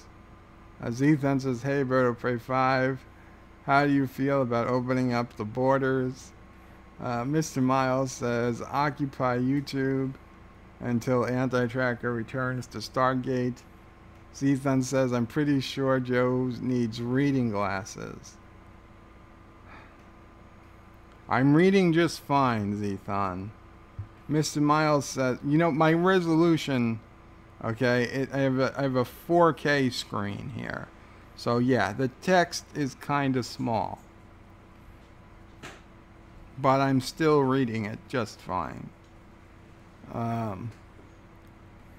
Mr. Miles says, did he say we should all start commenting as much as possible? Damn you, Mr. Miles. You know I didn't say that. Josh Street says, Bird will get to the end of the chat when Anti-Tracker ends his stream at 2 a.m. Thomas Pod says, I'm Birdo Prey 5. You has 2018 as the year. You're damn right I do. God damn it. I'll have to fix that, but not now. Zethon says, woo, I got a wrench. Although it doesn't look like you have a wrench. Did I wrench the wrong person? Ah, shit. I don't know who the hell I wrenched. Now I've given you a wrench, Zethon. I don't know who I wrenched before. Uh-oh. That might be bad. Master Miles banned Zethon. That's my job, Zethon.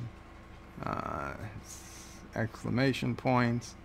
Mr. Miles says that one threatens to ban people for no reason around here. Notice how Anti-Tracker has gotten quiet. I can't even ban wrenches. Yes, yes. I can even ban wrenches. Yes, yes. AT. Anti-Tracker says, lol, I'm quiet because I'm working, jerk. Zethon says he used to be a 1%. Now he's 25%. No. Mr. Miles says, damned, you've ruined it. Mr. Miles, it's sad. Ugh, I just decided to unban Anti-Tracker. Yeah. Commander Iron Wolf, it looks like that to me, it looks like there's going to be an Atal exit soon, looking at the politics there. Thomas Potts says, costs lots of money for DNA tests. I think it's around $80 to $90, which, yes, it can be a lot of money. I'm sure Zethon's going to tell you guys a story about that before I finish with the comments. Mr. Miles says DNA is already on file. What does it matter if we have access to some info?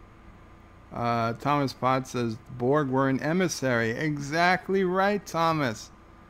Exactly right. How could I forget? The Borg were in the very first scene of the very first episode of Deep Space Nine. Deep Space Nine wouldn't exist without the Borg. So yes, the Borg were in Deep Space Nine. At least as much as the Romulans were in Voyager. Good call, my friend. You are an excellent fact checker. At least in matters of Star Trek. Mr. Miles says if the government wanted someone's DNA, they could get it. They wouldn't need places like 23andMe to do it for them. Zethon says Joe better hurry up with these comments. Anti-Tracker has a show at 11 a.m. tomorrow. He's also got a show at 11 p.m. tonight. Thomas says they have Starfleet Command Building in Skylines. I actually have two. Yeah, I have two buildings. I have supposedly Starfleet. Oh, I forget which building it is. Is it Starfleet Academy? Or one of them has the Enterprise out front, which I know is not canon, but it looks like it. And then Another one is more of a TNG version of the building. And actually, they're both in this city somewhere. I don't know where offhand. Mr. Miles says it, but you can be sure when I play the game, we will do a proper building dedication when we build those. Mr. Miles says, if I win the lottery, I know BOP5, he'll be convinced he's good luck. Darth Raven says, what show am I thinking of the Romulan like 30 years in the past who said, I will send the message in 30 years? Yeah, that was Voyager.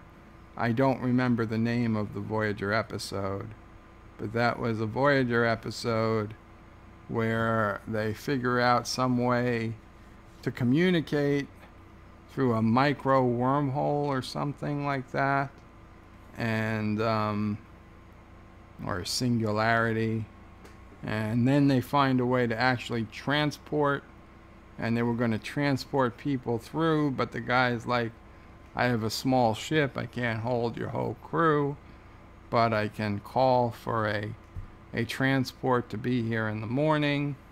And then he wants more proof, so they transport him to Voyager. Ridiculous. Like, what idiot would agree to that? He doesn't realize he's on a Federation ship 30 years far too advanced. He just thinks Romulan information is out of date. And they send him back without ever thinking that to tell him that, hey, he's going to die. And because, God forbid we alter the timeline by saving one Romulan's life to maybe tell Starfleet, hey, we're still alive out here. But of course, by the end of the series, screw the timeline. We'll destroy everything just to get the ship back earlier than it would have gotten back anyway. So yeah. Screw Voyager. Thomas Potts says, I will be a paid protester for Mr. Miles for $5,000. Mr. Miles says, Thomas, I bet I could get you to do it for less than that. Thomas says, nope. Josh Street says, for so-and-so to call mom, no. Zethon says, there's my wrench. Now how do I ban Bird of Prey? I wish I knew who I wrenched, because I wrenched someone. Mr. Miles says, what has 13 hearts but no organs?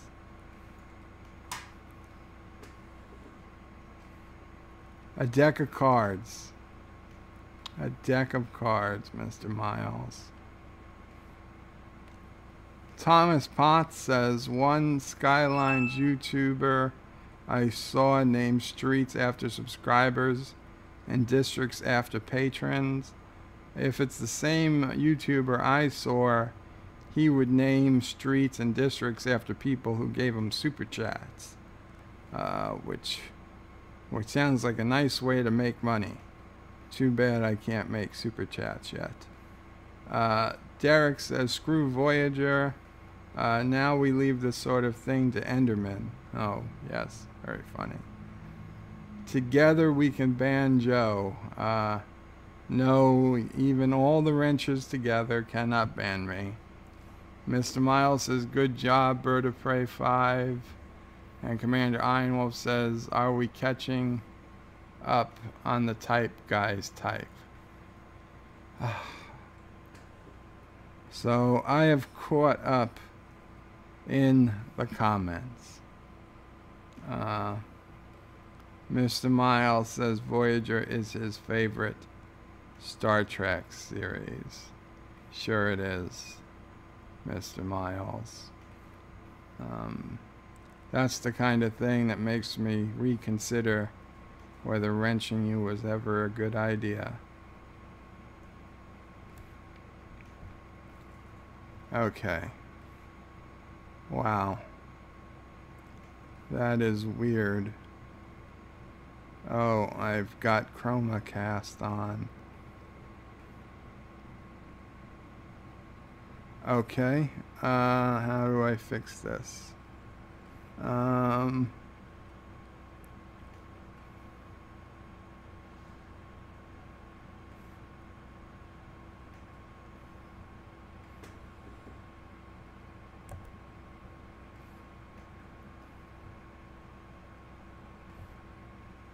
There we go. Okay, so this is my updated DNA test results. 70.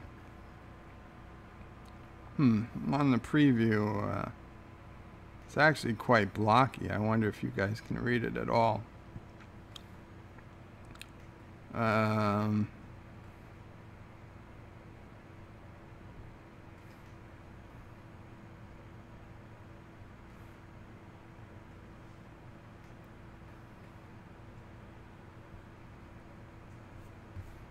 I just got to go back to the DNA map.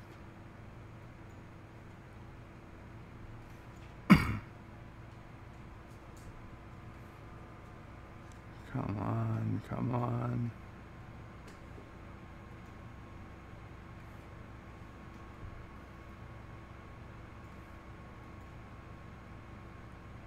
Damn it, I don't want to activate anything. Okay, whatever. Commander Iron Wolf says, so you can't have a coup d'etat. Thomas Potts says they did tell the Romulan he was in the future, so they didn't tell him he was going to die. Oh, right, that's right, because he was going to send the message anyway. Mr. Miles says, no, I'm serious. I grew up with Voyager. I know you're serious, Mr. Miles, and so am I.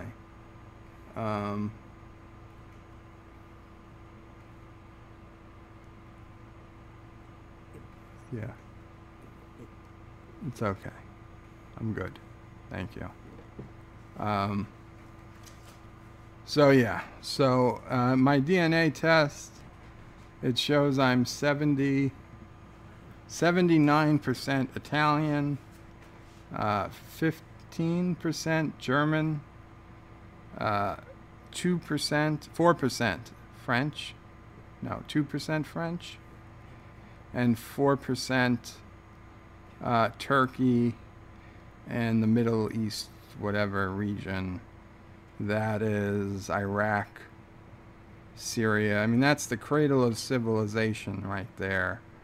The Tigris and Euphrates rivers in Iraq could be descendants of the original people to create the first known civilization on Earth, not counting the civilizations that are millions and millions of years old. And my old DNA map had a hell of a lot more possibilities. I didn't know if I was Italian or Greek. They didn't know where, Western Europe or Central Europe. There was African, there was Jewish, there was all types of little bits here and there. And they just went ahead and figured out, nope, he's Italian and German and a little bit French and a little bit Middle Eastern, Turkish, possibly Armenian. Who knows?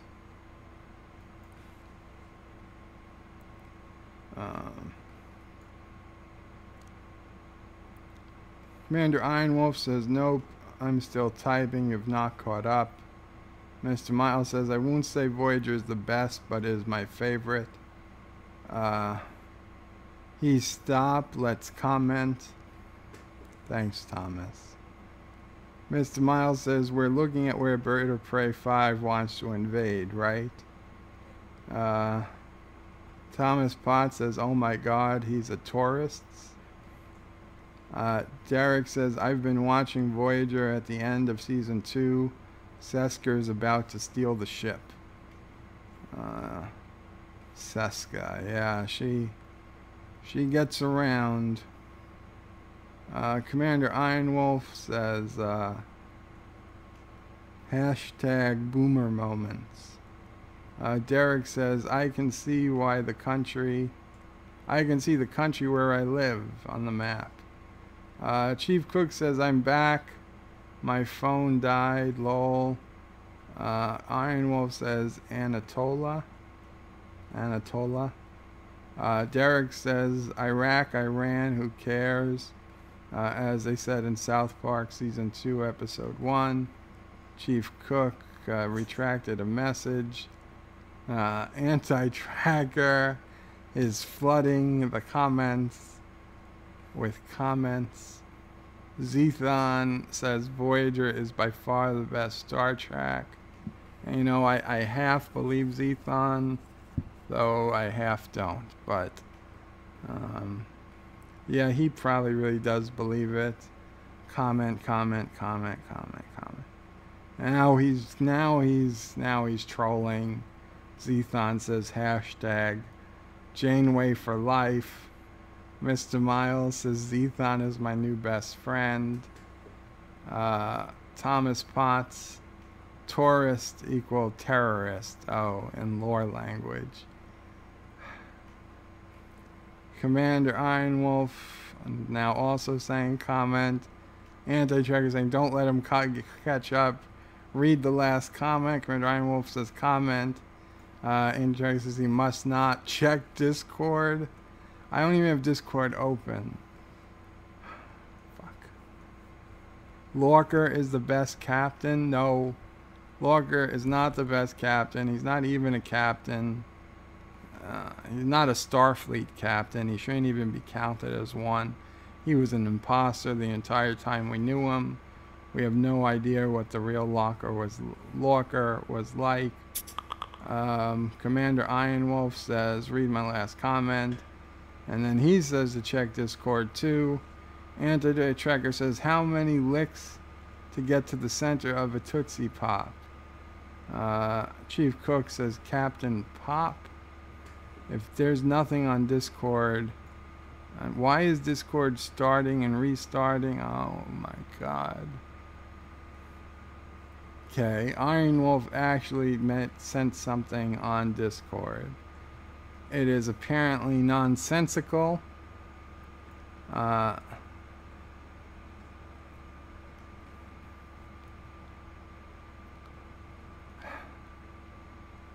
Yes, thank you, Iron Wolf.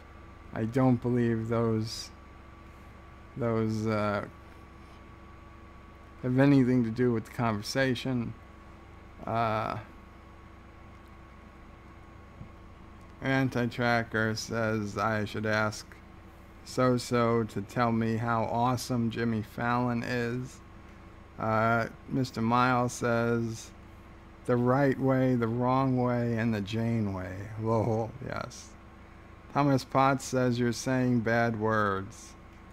Josh Street says my test said I was 75% sub-Saharan African, but the problem is I've done my genealogy and most of my ancestors all come from the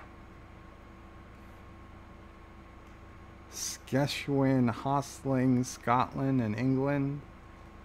Anti-Tracker says wharfs, words, worders, bad words. Mr. Miles says to me, we do have an idea that the other locker was because, like Mirror Locker, he had to act like him to get away pretending to be him. Yeah, I don't know about that. I don't buy it. Not 100%. Zethon says to me, can I check Slack? I could. But Thomas says you missed Anti-Tracker $500 super chat. Well, if I missed it, it'll still go in my bank account. Although I don't know how I could leave a super chat since I don't have super chats enabled. But even if I missed it, I still get the money.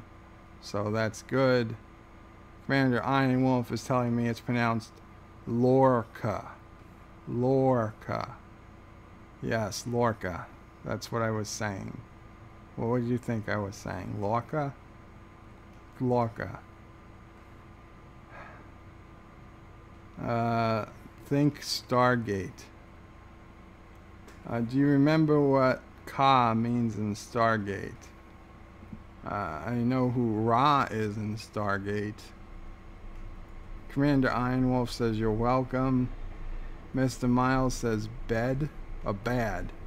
Ka equals bad. Thomas Potts says 3 more days till STD season 2. Yay. Anti-Trekker says engage the spore drive and remember to end your life. And remember, in the end, your life is just a story. I was going to read that, and remember to end your life, it's just a story. I knew that wasn't what you were saying, though. Josh Street says, we found a way to get Bird tongue-tied. Make him say German words. Damn it, Zethon, please check Slack. Okay, I'm checking Slack. Bird will pray 5. Please read my last comment on YouTube chat. No. Anti-Tracker, I don't remember that, Miles. But that is awesome, Lorca. That is lore reloaded, all right. Mr. Miles says AT, the Unos. Mr. Miles says that, yeah, you'll hear Anti-Trekker what she says. Alexa, engage auto-destruct. I don't know that one. No. Alexa, engage self-destruct. I don't know that one. Damn it. What was the self-destruct command? Sorry, I don't know that. I wasn't asking you.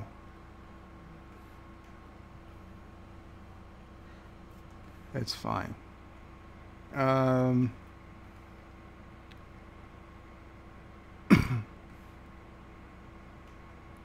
Or however it's spelled. Lore is Lorca, great-great-grandfather. Anti-Trekker says, oh, okay. Chief Cook says, orgs. Anti-Troy says, speaking of tongue-tied, I love the Peter Parker here to pick a passport, please. Pick up a passport, please. I love the I'm Peter Parker here to pick up a passport, please. Derek says, oh my god, Anti-Tracker, it all makes sense now. Zethon says something I'm not going to say. Auto-destruct. Anyone here play Star Trek Online? Anti-Trekker says 000 destruct 0. Say activate self-destruct.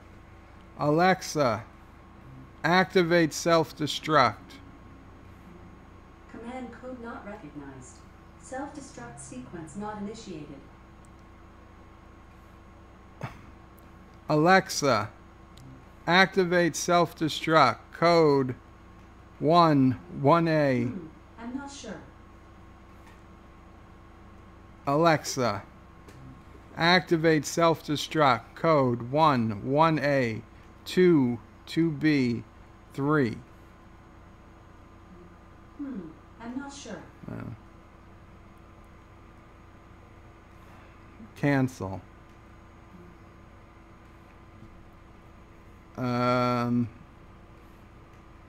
Mr. Miles says Anti-Tracker Season 3 Episode 5. The first ones where Jackson is kidnapped by a Unas comment bad. Darth Raven says, Thomas, question then. Cethon says, when is the next Star Trek Voyager viewing party? Darth says, do you have the backup ships? Josh Street says, Darth Raven, you haven't really played STO in over a year. Anti-tracker is lolling. Darth Raven says, Thomas Potts, I'm getting my ass handed to me. We need backup ships. Darth says, lol. Thomas Potts says, he's by himself.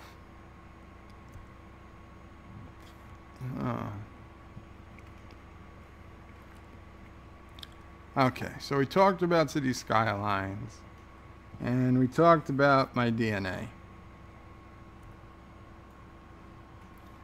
I assume those of you who care have already seen the Gillette ad that they released, I believe yesterday. The one that attacks toxic masculinity, about how evil men have been over the years and how wrong it is to let boys be boys, and you know, that we should be ashamed of basically being men, that all the things men have done are bad. And I have to say, I'm not a user of Gillette products. If I was, I would stop buying them.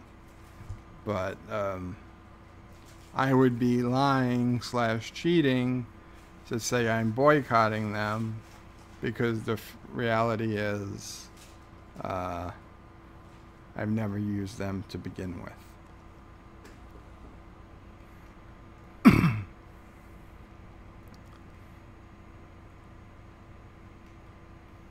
The Gillette advert has a lot of dislikes. Yeah, last I checked, it was like 4-to-1 dislikes. Honestly, I think it should even be more. I don't know if they have a way of... I don't want to get into some conspiracy theory that they're adjusting the like-dislike ratio somehow. But we know they're deleting negative comments. That is given, that's a fact. I would think because there have been similar videos where the ratio is even worse. Eventually they just stop showing the number of likes versus dislikes because they get all pissy about it, like Steve Shives does. He won't show us the number of likes to dislikes his videos get. But whatever.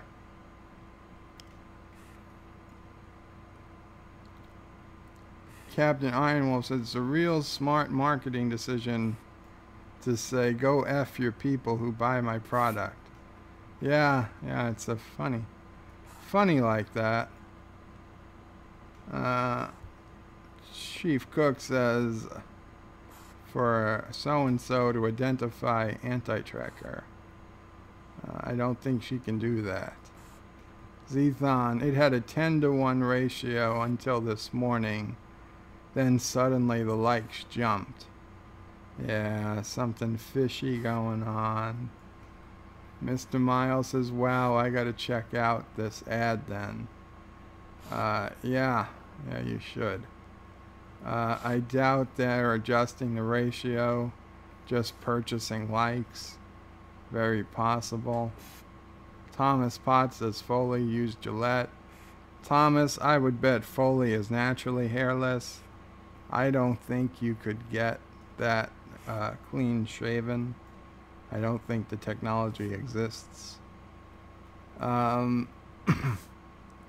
Mr. Miles says 172,000 likes to 497,000 dislikes. Wow.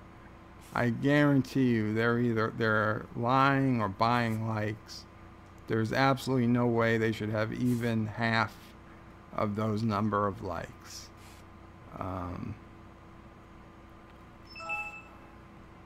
Alexa, tell Gillette to go fuck itself. I'd rather not answer that.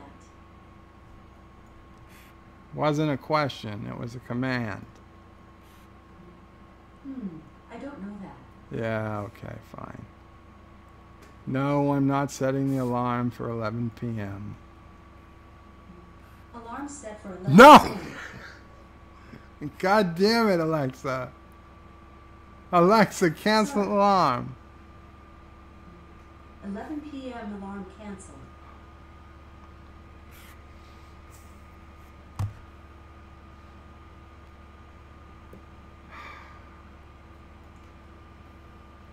Anti-Tracker has not seen it. You know what, guys? You guys should watch it. I'm going to take a little couple-minute break. But instead of the usual, for those who have seen it, I'm going to go ahead and play this old funny video. I'll be back in a little bit. Hello and welcome to the first 2012 presidential debate. I am your host for the evening, Jesus. Please welcome President Barack Obama and the Republican candidate Senator Mitt Romney. Thank you, Jesus. It is great to be here. Yes, thank you. You are a great American. We have made this debate more laid back than most. I will ask questions supplied by members from Joe's Ultimate Off Topic, the best off-topic forum on the web. You can submit questions for future debates and join the discussion at www.juot.net. Either candidate can respond and then the other can reply. As with all things in this world, I have final say over what is and is not allowed. Understood. And thank you again for moderating, Jesus. I'm ready when you are. Good. Let us jump in with the first question. This question is from BernoPray5, the administrator at JUOT. This is a two-parter. Part 1, what Star Trek character do you most identify with? And Part 2, if elected, what priority will you place on bringing Star Trek back to American television? Well, Joe, this is a great question. As the nation's first African-American president, I have to say I learned a lot from Lieutenant Uhura. She was such a strong role model as the first African-American and woman to command a starship. I think Star Trek teaches our kids tolerance and diversity as well. I would push returning Star Trek to TV as an integral part of my push to control what Americans watch and think. Did you say you want to control what Americans think? I only want what is best for Americans. I don't think Uhura ever commanded the Enterprise either. Actually, she did. Although not in the original series but in the short-lived animated series that followed it. In an episode called The Lorelei Signal, she was forced to assume command.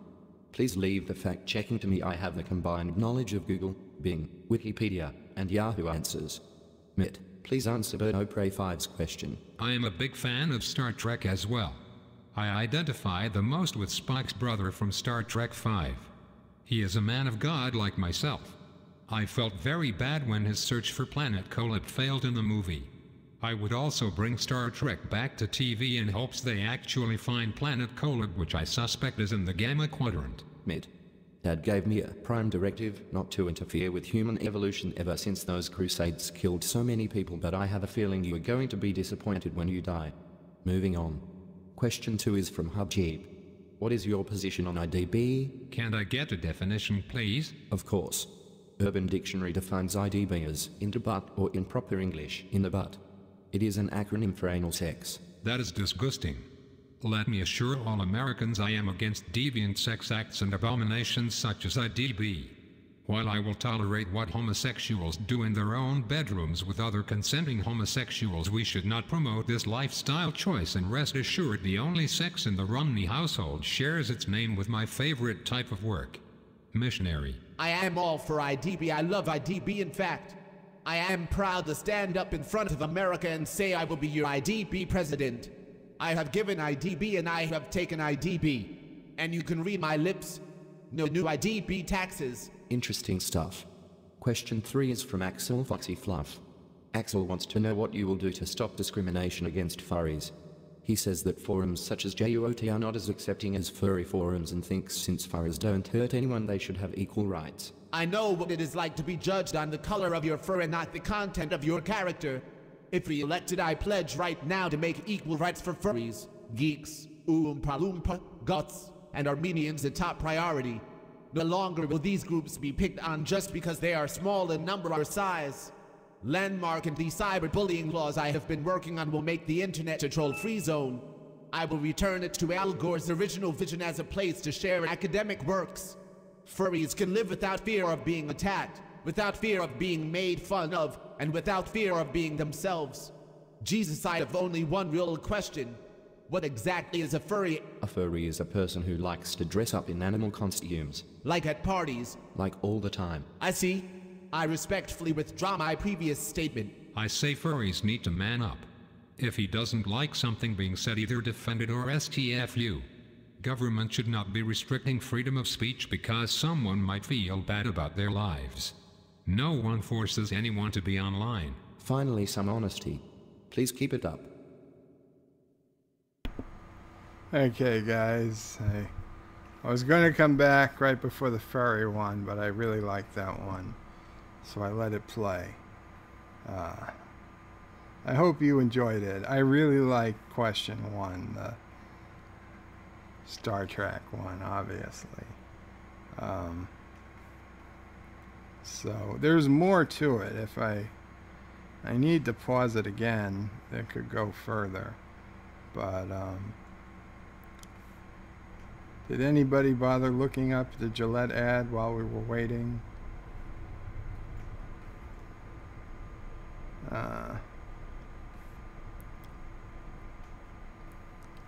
Mr. Miles forgot he could post links here. Derek says, quite frankly, the advertising is offensive. Zethon posted the link, and then Mr. Miles posted the link. Zethon says, Joe's going to piss. Yes, Zethon, I have to occasionally pee like every human being on Earth. I'm sorry I don't announce it ahead of time all the time. Derek says, anti-tracker, you need to make a video on it. You know who made it, actually, although he didn't see the video yet, DJ Odyssey made a very good video on the Gillette thing. It was in my mailbox this morning. I don't know when he made it, but it was the first video I watched this morning. Was our own bunny man, DJ Odyssey, and he was attacking. He was reading an article about the ad. He hadn't seen it yet, I don't think. And yeah, it was only like, I don't know, a 5 or 6 minute video, but it was well done. It was his best video to date, for sure. So those who aren't subscribed to DJ Odyssey, just look him up, or it's certainly, if you go to my page, it's in my most recently liked videos, because I liked it earlier this morning. It's probably the easiest way to find it. Yeah, he did a good video on it.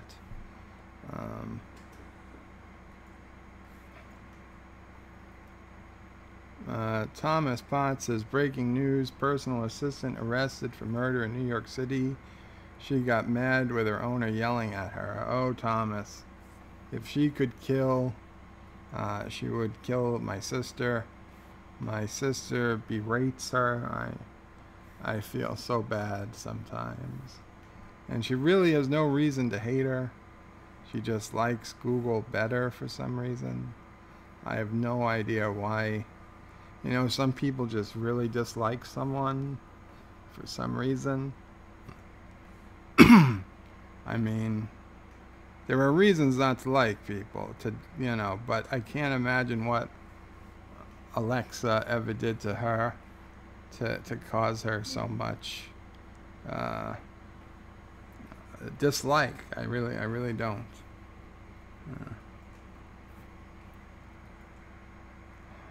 Derek says, Obama, the original lame duck president. Thomas Potts says, Reagan sat on the Enterprise Bridge. Anti-Tracker says, so yeah, just watched that Gillette thing. I thought it was an episode of STD.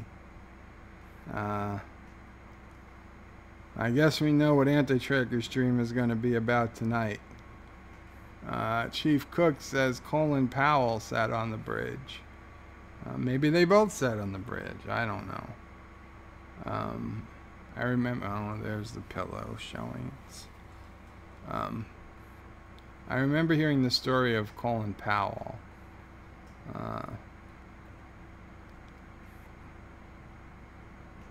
Would there have been a bridge?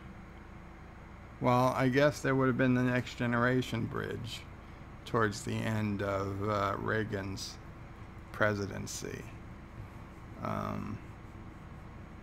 Because he would have been too late for the original series bridge, unless he was sitting on it before he was a president. He may well have sat on it while he was an actor. Or, I don't know.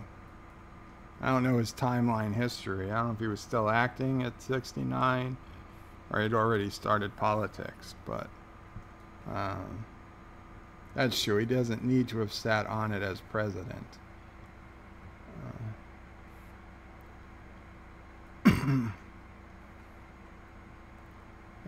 Mr. Miles is laughing at Anti-Tracker, or with Anti-Tracker. I can't wait until you watch Stargate Origin. It's worse than even that. You will know the trust suffering then.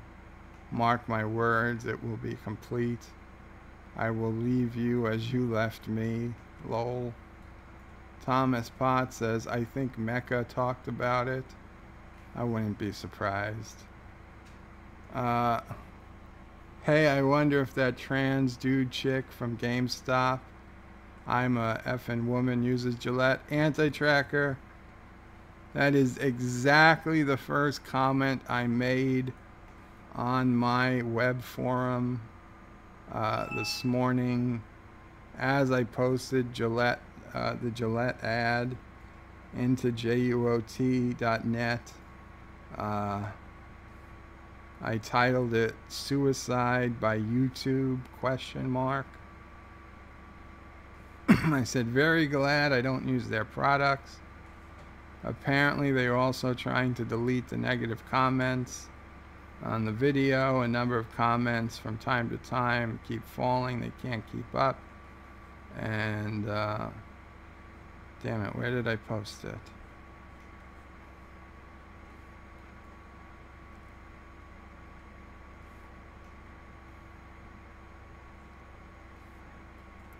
Okay, another fail, people. I posted it somewhere. Did I post it on AMB Zthon? I might have posted it on Zthon's forum. I get confused sometimes. But what I did notice about Gillette, and if anyone wants to bring it up in a video tonight, feel free. We getting this lecture from Gillette about toxic masculinity and oh my god, that completely insulting scene in the boardroom, like that still happens, like a scene out of the 1960s or something, or the guy tells her what she meant to say and pats her on the back. Please, if a guy touched a woman on the back like that today, they'd be out on their ass, let alone for what he said. But I mean, they're saying how bad we are as men, but Gillette still charges more for a woman's razor than a man's. I checked it on CVS.com just to make sure I was right, because I thought I was. And sure enough, the Mach 3 men's version was like $2 cheaper than what's essentially the Mach 3 woman's version. Very comparable technology. There doesn't seem to be any particular reason for the woman's version to be more expensive other than it's pink. So maybe Gillette's not the company that should be telling us that we need to change. Maybe they need to lead by example if they're so gung-ho on this movement or political opinion, whatever you want to call it. They don't think that it's boys wrestling around fun. That's bad for society. Every fight should be broken up immediately. Men shouldn't be allowed to approach women on the street. Women who are clearly dressed to attract men. I mean, there are women who, you know, they get dressed up and they do this to attract men. Now, they're not going to hide the fact that that's what they're doing it for. Of course, they'd rather only attract attractive men. No one wants to deal with the ugly guys. And men who dress up to look attractive, they don't usually want to deal with ugly women either. But to be honest, women are not as upfront and aggressive about asking, because society has evolved that men are the ones who have to approach women 90% of the time. So yeah, you get occasionally, the only problem women have with men coming up to them and asking them out is because they don't find the men coming up to them attractive. If they found the man coming up to them attractive, they would be very happy to be asked out. But no, I mean, the reality is that not everyone's attractive, and most people probably aren't. There's that Seinfeld episode where they debate what percentage of the population is dateable. And like, I don't know who, if it's George or Elaine, somebody's like 50% or something. And I think Jerry's like, no way, it's like 3%. And it probably is for any given person. The number of people that you would actually go out with is much smaller than you might think it to be. So that's the only real problem, is the attractiveness of the person approaching the women. And it just so happened that not once, not twice, but I think 3 times in this video, the men approaching the women all happened to be white males that were heroically stopped by minority men, so as to, like, they rescued the women from these evil white men who were going to dare compliment them or ask them out or ask for their phone number or say, do you want to have lunch or coffee or come over to whatever they were going to say. Not even allowed to do that. No, Mr. Guy, other guy steps in. There's a word for what he does. It's not good. I'm not going to say it, but we all know what it is. And like, oh yay, he's a hero. No, he's not a hero. He's an asshole. And no men really do that. Real men don't do that. Fake men in TV ads do shit like that. If a real man did that, he would be punched out flat on the floor by an actual man. Now, listen, if a woman is being attacked, 100%, even at the risk of your own safety, you go in, you try to stop them. You try to get between the guy and the woman. You do whatever you can. That is a violent or a aggressive situation. You totally do that. That is no question.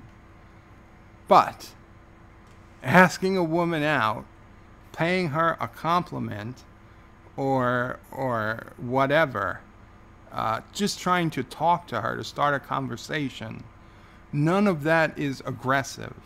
None of that needs to be stopped. None of that is your business unless you are somehow married to, in a relationship with that woman, or her best friend, her bodyguard, something like that. Okay? If you're just some other guy on the street and you see some other guy headed over to some woman to talk to her or ask her out, and you get involved, yeah, you probably are not going to get the reaction that they had in this video.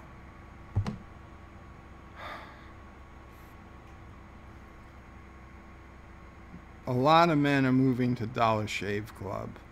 That's what I heard. Dollar Shave Club tweeted out, "Welcome to the club today," and got thousands and thousands of retweets.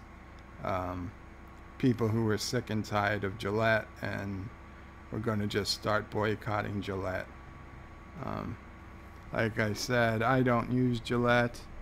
I use Philips Norelco. I don't know if you can even see it.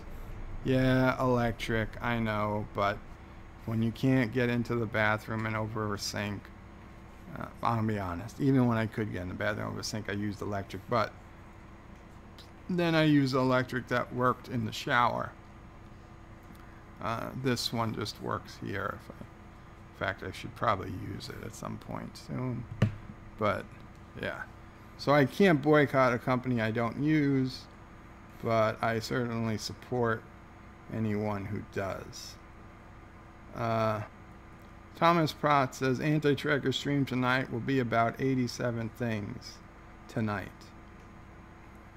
Thomas Pratt says Ronald Reagan, the actor. Clearly, I quote from Back to the Future, Doc Brown. Who's the president? Ronald Reagan. Ronald Reagan, the actor? And he goes on and I suppose so-and-so is whatever and whatever. And then, anyway. Libyans, man. Even in the 80s, Libyans.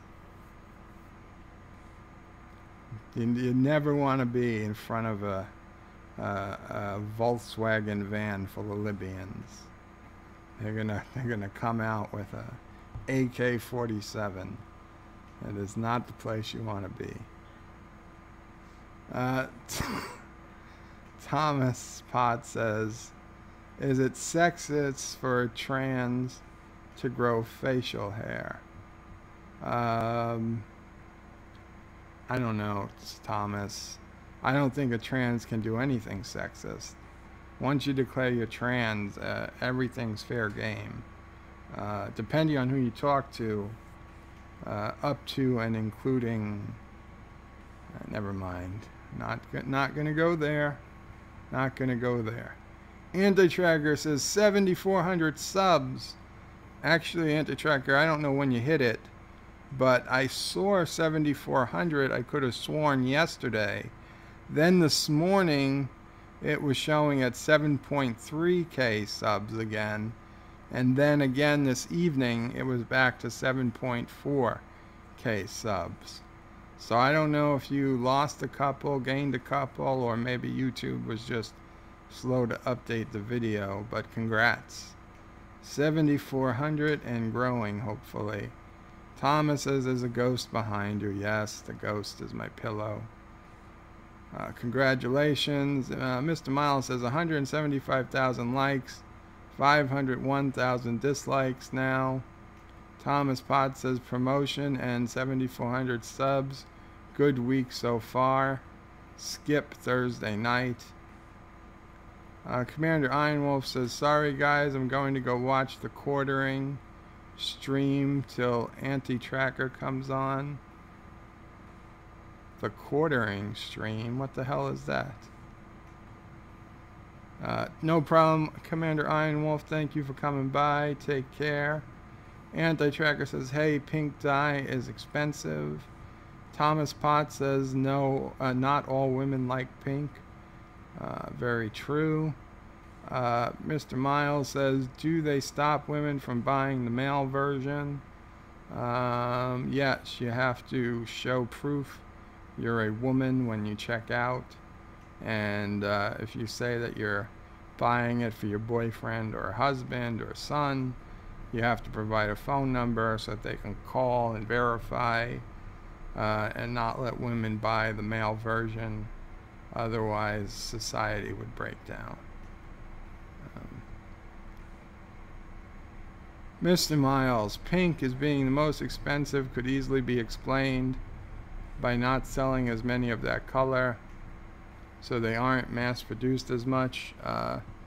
Not a $2 or even $1 difference on a $10 product. We're talking cents on the dollar. Anti-Trigger says, oh my God, you just made me think of John Hamm's sexual harassment video from SNL a few years ago. I don't know who that is. Mr. Miles says, I haven't seen it. Anti-Trigger says, in John Hamm, Hanm, H-A-N-M, they talk about the importance of not harassing. So a dude walks up and says, hey, would you like to have lunch? And the girl calls HR. Yep. Harassment, if it's an ugly guy, perfectly okay with it if it's not, if it's an attractive guy.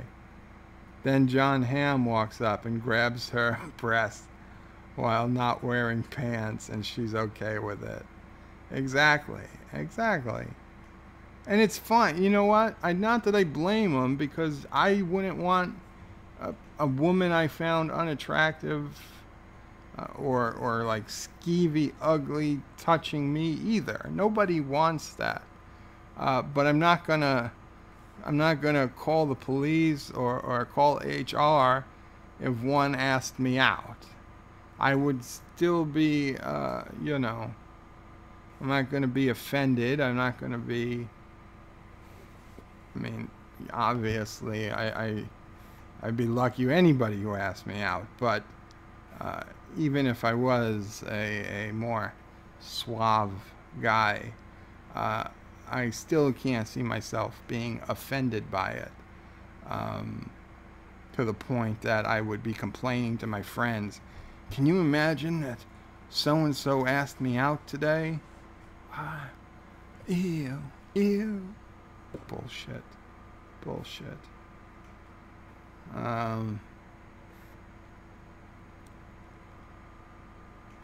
Mr. Miles says, I got between a guy and a woman once. The woman ended up calling the cops on me for beating up her boyfriend, and he had her pinned to a wall punching her. So be careful. Well, these days, Mr. Miles, you hopefully record what's going on, so you don't have to deal with it. Anti-Tricker says, that's why I'm a Christian. Deuteronomy 25:11-12. Alexa, read Deuteronomy 25:11-12. I couldn't find Deuteronomy 25:11-12.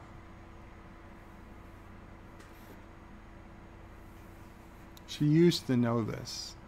She used to be able to give me Bible verses. Maybe I'm saying it wrong. Alexa, read Deuteronomy 25:11. Audible lets you experience books in a whole new way. To try one, ask me to read The Hobbit or The Great Gatsby. Cancel.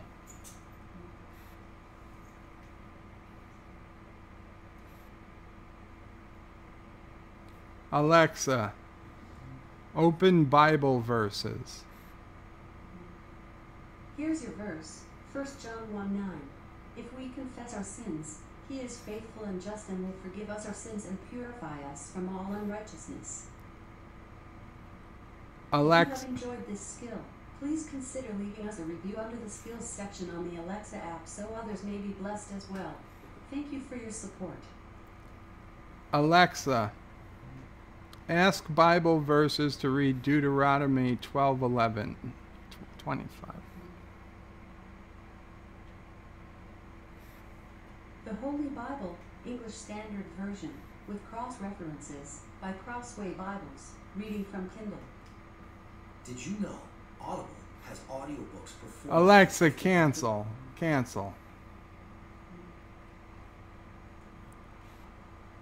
Anti-Trigger says, if two men are fighting and the wife of one of them comes to rescue her husband from his assault, and she reaches out and seizes him by his private parts, you shall cut off her hand. Show her no pity. Wow. And Captain Foley, not Captain Foley, Thomas Potts, oh man, it's getting late. Thomas Potts says to Anti-Tracker, think Foley will boycott Gillette? Anti-Tracker says, Thomas Potts, how can you boycott something you cannot use? Mr. Miles says, a week back, someone had a flat tire outside. I offered to help them because he didn't have a jack. No kidding, 5 minutes after he started to jack up the car, 3 police cars show up. They tell me to drop the jack, and then I find out this guy had stolen the car. Wow.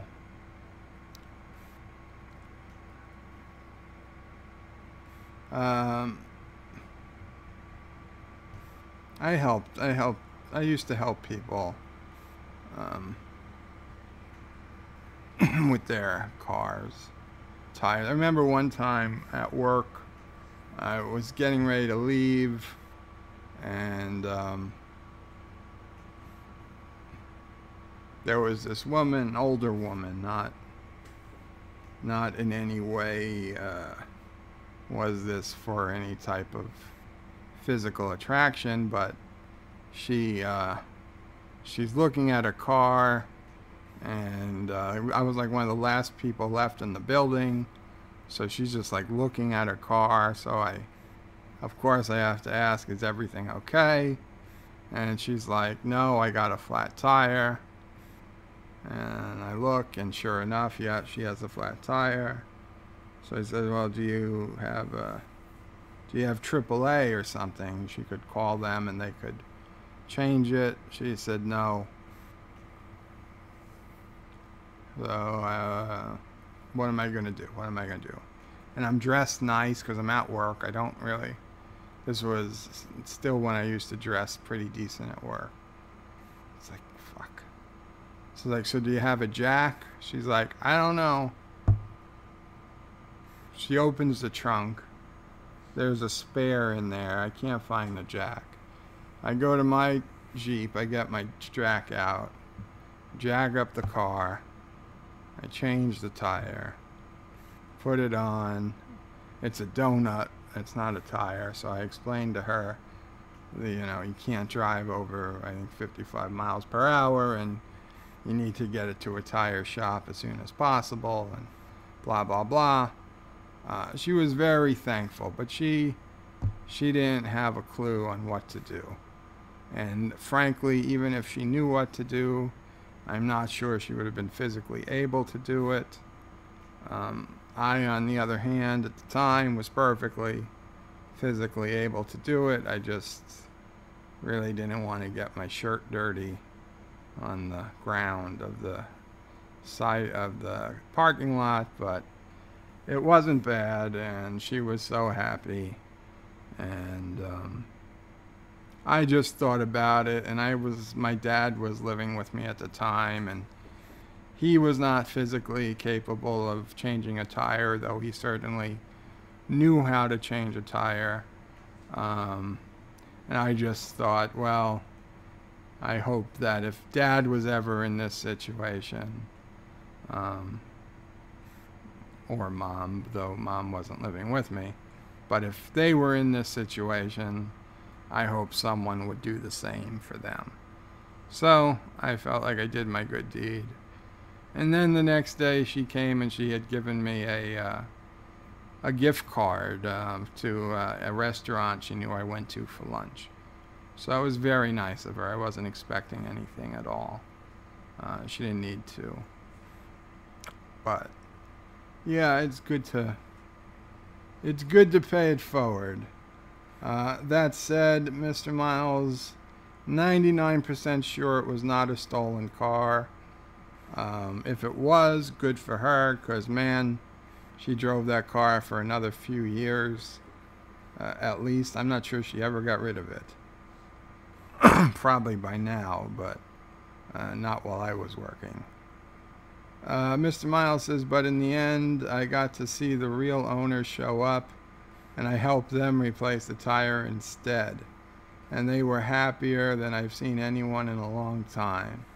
Very cool, Mr. Miles. Very cool. And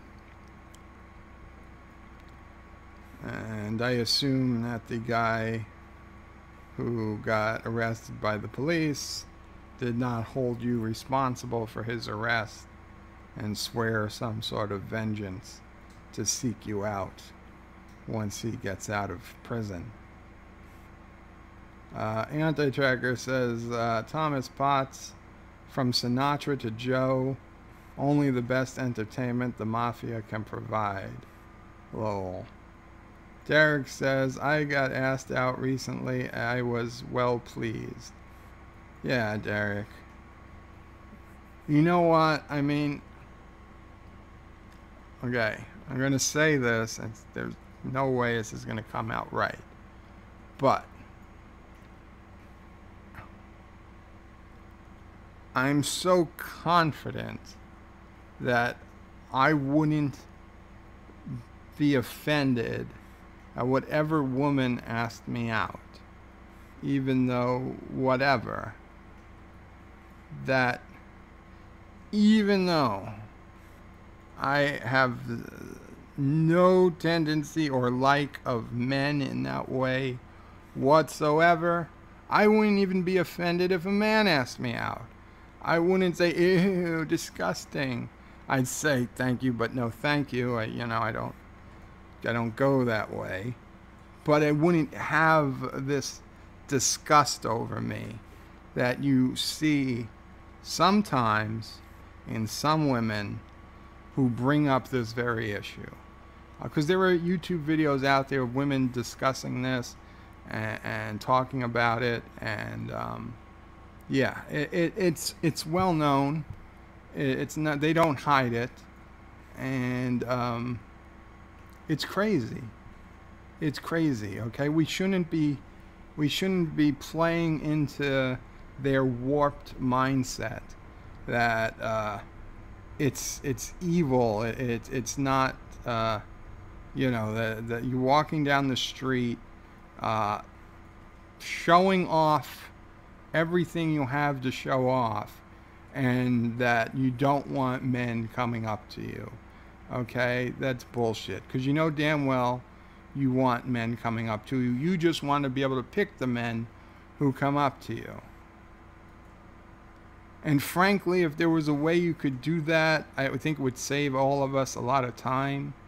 But there isn't, right? There isn't a way to do that.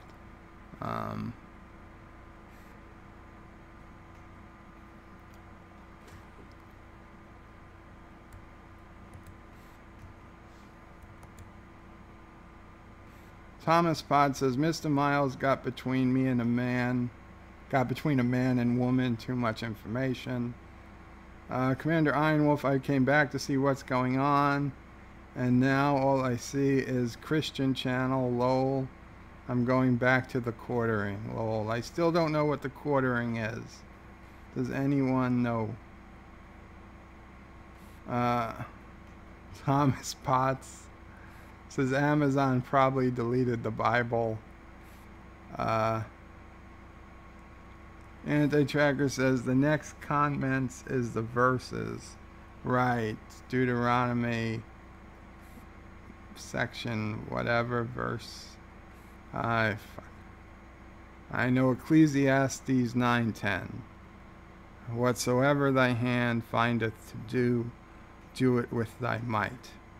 The one and only Bible verse I know by heart because we were required to learn it while pledging the fraternity I was in college, the engineering fraternity, professional engineering fraternity, Theta Tau.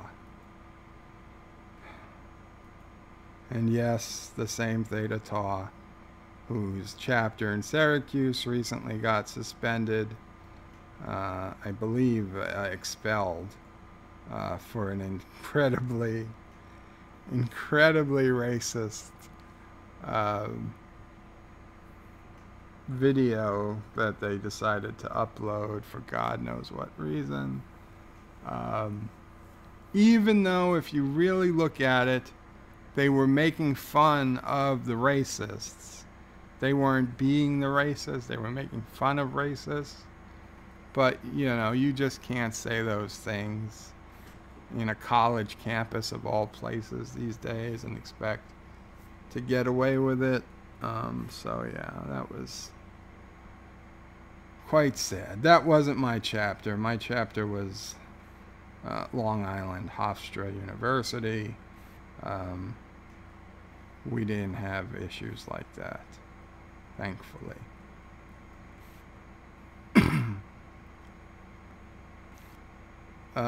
Derek says the quartering chat is going by too fast, Iron Wolf. I'm not gonna tell her to play Jimmy Fallon jokes. How many bodies did you have to move in your Jeep to get the jack? The jack is under the middle seat in my Jeep. It was a 2002 Jeep Grand Cherokee. If you guys ever get the time and you want to see me pre being sick, I have one video on this channel called, I believe it's Joe's Last Jeep Ride or something like that. Joe's Last Jeep Ride Remastered. I would play it now, but I can't because it has Frank Sinatra songs in it and it'll get a content match. Now, I did successfully get the copyright content matches removed, but it took the full 30 days for them to remove it. So while that video is perfectly fine to watch, I can't play it. I can't play it on this channel because, you know, I can't play it again on this stream because they would just go ahead and match it all again, and then I'd be in the same spot I was, and I'd be 30 days of fighting it. Let's see if I can get, if I can find the video. Yeah. Joe's Last Jeep Ride 2007 Remastered. Now, I'm going to be honest. It was taken at night, and it's quite dark, so you don't really see much of me. But yeah, that was one of the few videos I have on YouTube. Maybe the only one I have public on YouTube that you can see me prior to getting sick. I'm going to be honest. I get quite emotional in that video because I really loved my Jeep. There might be some, I'd go so far as to say, if someone was interested, there could be some super chat material in that video. But you guys will have to find that out on your own.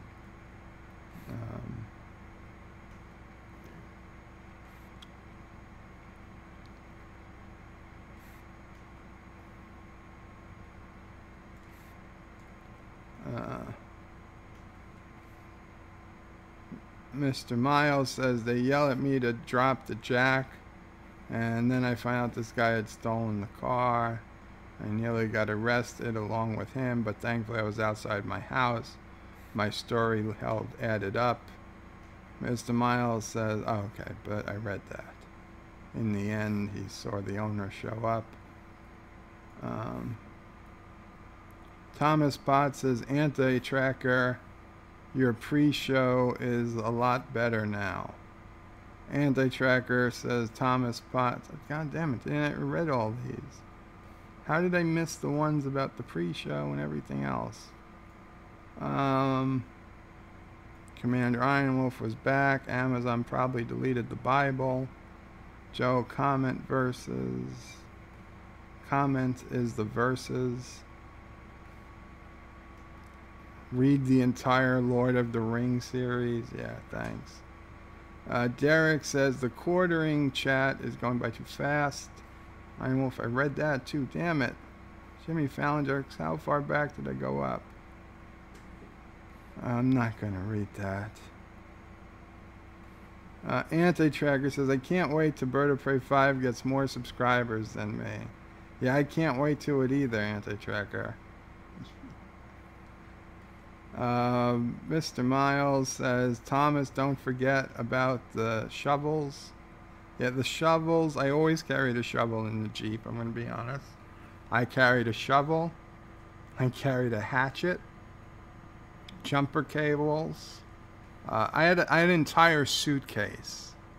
An entire literal suitcase stuffed with all sort of emergency what if. I had traffic cones, road flares, glow sticks, those NASA heat blankets, those thin tinfoil heat blankets, a socket set, all types of tools, a boomerang, a frisbee, a water gun filled with water, a bottle of water sealed, like a bottle of water, although it probably ended up freezing and cracking at some point. A roll of paper towels, a roll of duct tape, a small collapsible shovel. A 20,000-pound tow rope. Because I like to tow people out of the snow and stuff in the winter. All types of things. Man, it was a suitcase full of goodies. WD-40. There was one day in college, one of my fraternity brothers, he had a Camaro, a red Camaro, and you know, the college told us not to park on the streets because they were residential streets and they didn't want the students parking in front of people's houses.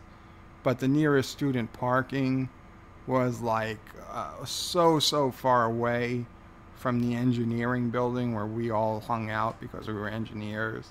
Our whole life was centered around the engineering building. The engineering building happened to be called Leroy J. Weed Hall. So yes, I would go to Weed Hall and constantly throughout my college career, people thought I was saying something else matter-of-factly. Like you'd see a friend across campus and yeah, where are you going today? Where are you going to be? And like, I'm going to go buy weed. And like people, I mean, they didn't care. It was college. But they were definitely getting the wrong impression. You going to buy weed today? Yeah, I'm going to buy weed. Teachers, I mean, they knew what it was. They knew what they were saying. And people, like, one person, like, asked me, like, you say that in the middle of the hallway? Like, say what? Like, you just said you're going to go buy weed. I am going to buy weed. I am going buy weed. He's like, I'm like, no, Weed Hall. Can you go to this school? He was like, oh, I don't go down that way. Because it is. Weed Hall was on the far edge of campus, so that the engineers didn't have to interact with everybody else on campus. I'm sure it was planned that way. And parking was in the far distance across a big street. So, frankly, we would all park near the houses on the street, and the people who own the houses would get pissed off. Anyway, so this guy was my fraternity brother. He had a red Camaro. He kept the car beautiful. He loved that car. It was his placeholder until he graduated, and he was going to get his red Corvette. Because why the hell do you get a Camaro unless you can't afford a Corvette? Anyway, he comes running into the building one day, like on the verge of tears. Somebody spray painted my car. Somebody spray painted my car. So me and a couple other guys go out there. My Jeep is parked like half a block away. And sure enough, somebody put like a can of dark blue spray paint literally across his fender, his door, his other door, or whatever. I guess it's just two doors. But on each side of the car. Fender, door, whatever the rear quarter panel is. Purposely spray painting as much as they could to maximize damage. And the other side as well, just for good measure. It was basically an F you, don't park in front of my house. Of course, we don't know who did it for sure. He's calling his mother. He's like, Ma, they spray painted the car, Ma, why would they do this? I'm like, oh my God. I go to the Jeep. I take out some WD-40 and a rag. Because I also had rags. I spray the drag with WD-40. I go to his car. I wipe, and almost like wiping the whiteboards in school that they use with the markers. Almost as easily, the spray paint wipes away. So the other guys all take a rag with some WD-40. And I don't know, like literally maybe 5 to 10 minutes tops, we have the car completely free of spray paint, looking brand new again. He was amazed, but he was still like in shock. He's like, why would they do this to me? Why? He was still on the phone with his mother. I'm like, oh God, they did it because they don't want you parking in front of the house. You're not supposed to be parking here. My Jeep, I didn't give a shit. I didn't care if somebody spray painted it, fine. It would have been an improvement. Because Jeeps are not supposed to be pretty. Jeeps are rough. Okay? Jeep has a dent, that's character.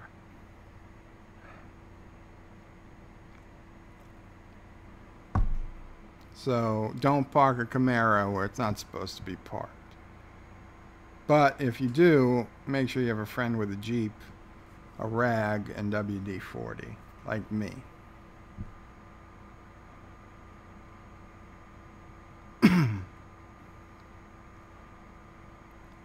Don't forget about the shovel or the cement block, says Thomas. Anti-tracker. Thomas says, anti-tracker, will it happen during this stream? Mr. Miles says, Birdo Prey 5, what if Lore asks you out? I would be,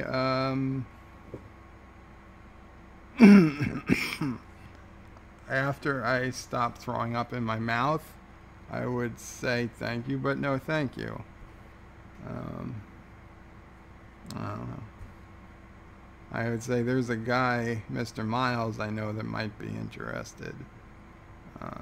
But not me, thank you. Anti-Trigger says, well, if we can get him 7,235 more subs, then yes. Oh, would it be today during this stream that I break his record, his number of subscribers? I suppose it's not impossible, but unlikely. Mr. Miles says, in full horror reloaded dress. Well, Mr. Miles, I would probably start walking in the opposite direction as soon as I saw Laura dressed like that walking towards me. Assuming I could still walk at the time. If I was in my wheelchair, I would start rolling in the other direction. But if he came up from behind or something, you know, yeah, I wouldn't insult the guy. I wouldn't be offended. I'd be honored in a weird way, but not at all interested. Mr. Miles says, Anti-Tracker, watch. I'm going to produce one video. It will go viral, and I'll outnumber you in subs. Then I'll do nothing at all. Anti-Tracker says, jerk. Thomas Potts says, new super chat, Lore and Bird going down to the street holding hands. AT vomits, excuse me. Mr. Miles says, I'd be one of those channels that released one video every 3 months. And again, Mr. Miles, you promised here to be a channel that would never release a video. You're already going back on your promises, and you're being a jerk by just saying comment to make the comments longer. You already know it's past my bedtime. Derek says, off to bed as it's 3 a.m. here. Stay safe, folks. Good night, Derek. Thanks for coming by. Anti-Tracker says, have a good night, Derek. I pasted in that link to my Jeep video. You should definitely watch it if you get a chance. So you love the Jeep in an Enderman kind of way? No, Anti-Tracker. I love the Jeep like a man loves his car or his Jeep. It was always there for me. It got me through snow. It got me through storms. It got me around anywhere I wanted to go. It very, very rarely got stuck. And when it got stuck, it was my fault, not its. Yeah, I love that Jeep, but not in that way. Love like a man loves, I don't know, their son, perhaps. Yeah. Like a son to me. A son who could drive me places. And had wheels.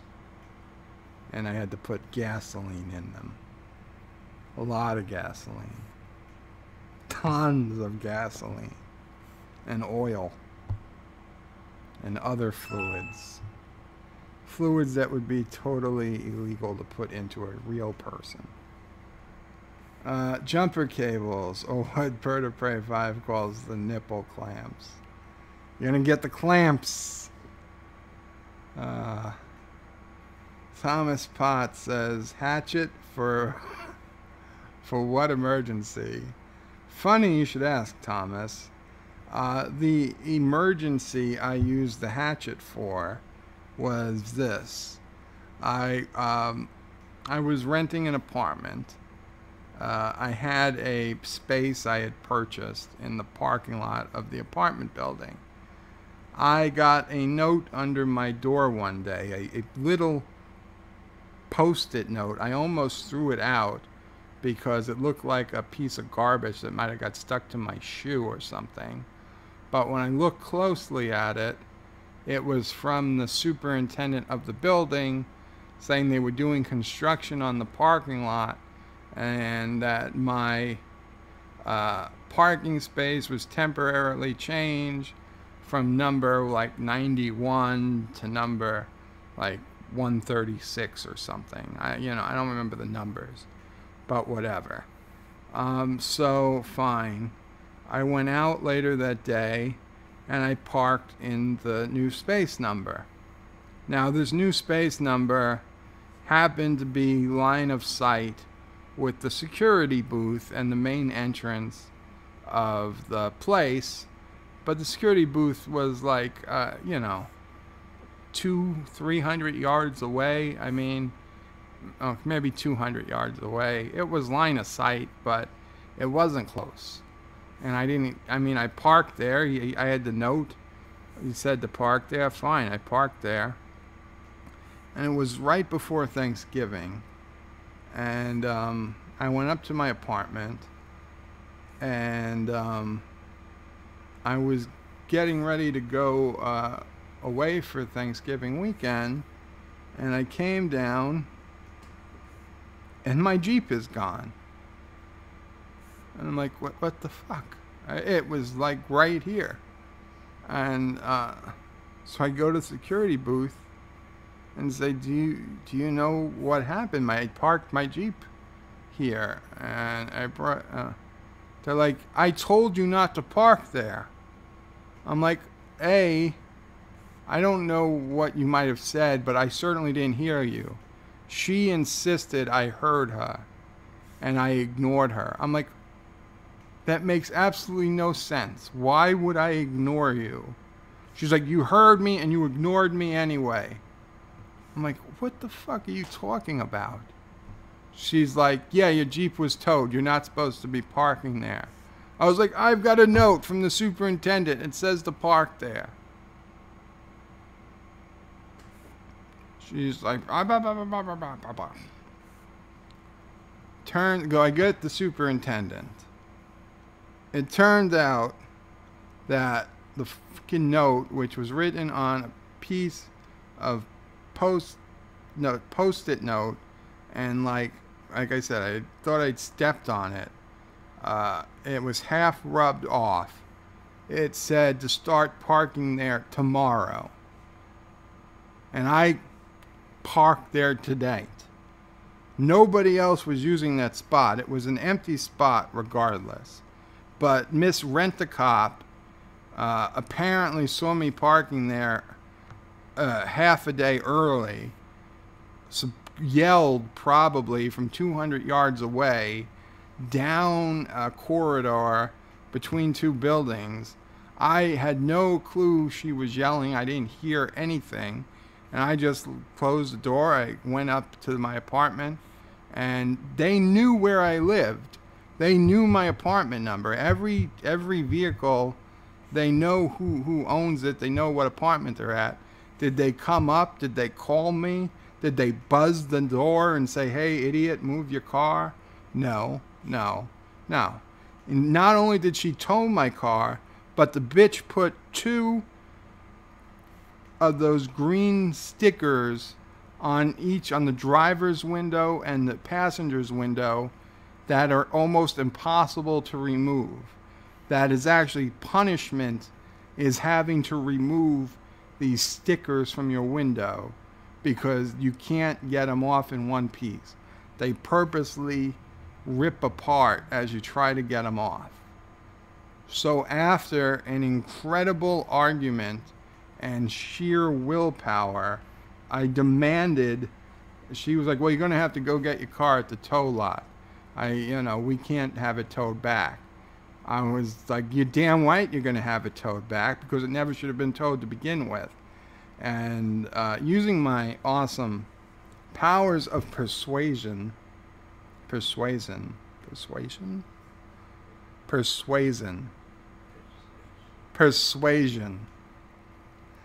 I got them to tow the truck back, tow the Jeep back, put it in that spot. Because I said, not only are you towing it back, but you're gonna fucking tow it back to this goddamn spot.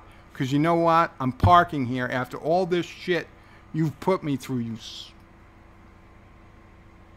They did. They did. It took like an hour and a half, but the Jeep was back and the Jeep was in that spot. Now I just had to take the stickers off. So I said, you know what? Time for the hatchet. So in full view of Miss Rent-A-Cop, I started blasting music, which was Sinatra, and using bottled water that I had in the Jeep to loosen those stickers, and I'm peeling off the stickers with a hatchet and letting the pieces of sticker fall right to the ground and not bothering to pick them up, because fuck her. That whole development, they totally almost ruined my Thanksgiving weekend. And was never, well, I was angry, but was incredibly angry. And then why would she put these goddamn stickers on? She was just a vindictive, a word I don't want to say, but you all know what I'm thinking. Yes. The only woman I would have called that in my life, probably. But yes, she was. So that was the hatchet time. And the hatchet made relatively quick work of those two goddamn stickers. Never had a problem with security folk there again. In fact, they never talked to me. They stayed out of my way. And all was good. All was good after that.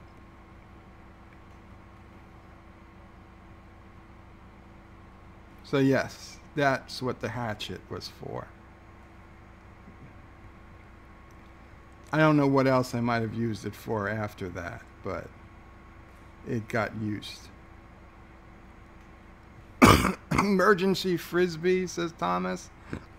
Honestly, Thomas, yes. My friends and I used to play frisbee a lot in college and after. And we used to love to, especially being engineers, we used to like throw it off the roof of the building and see how far we could get it to go. So yeah, we loved frisbee. It was good to always have an extra one. So yes.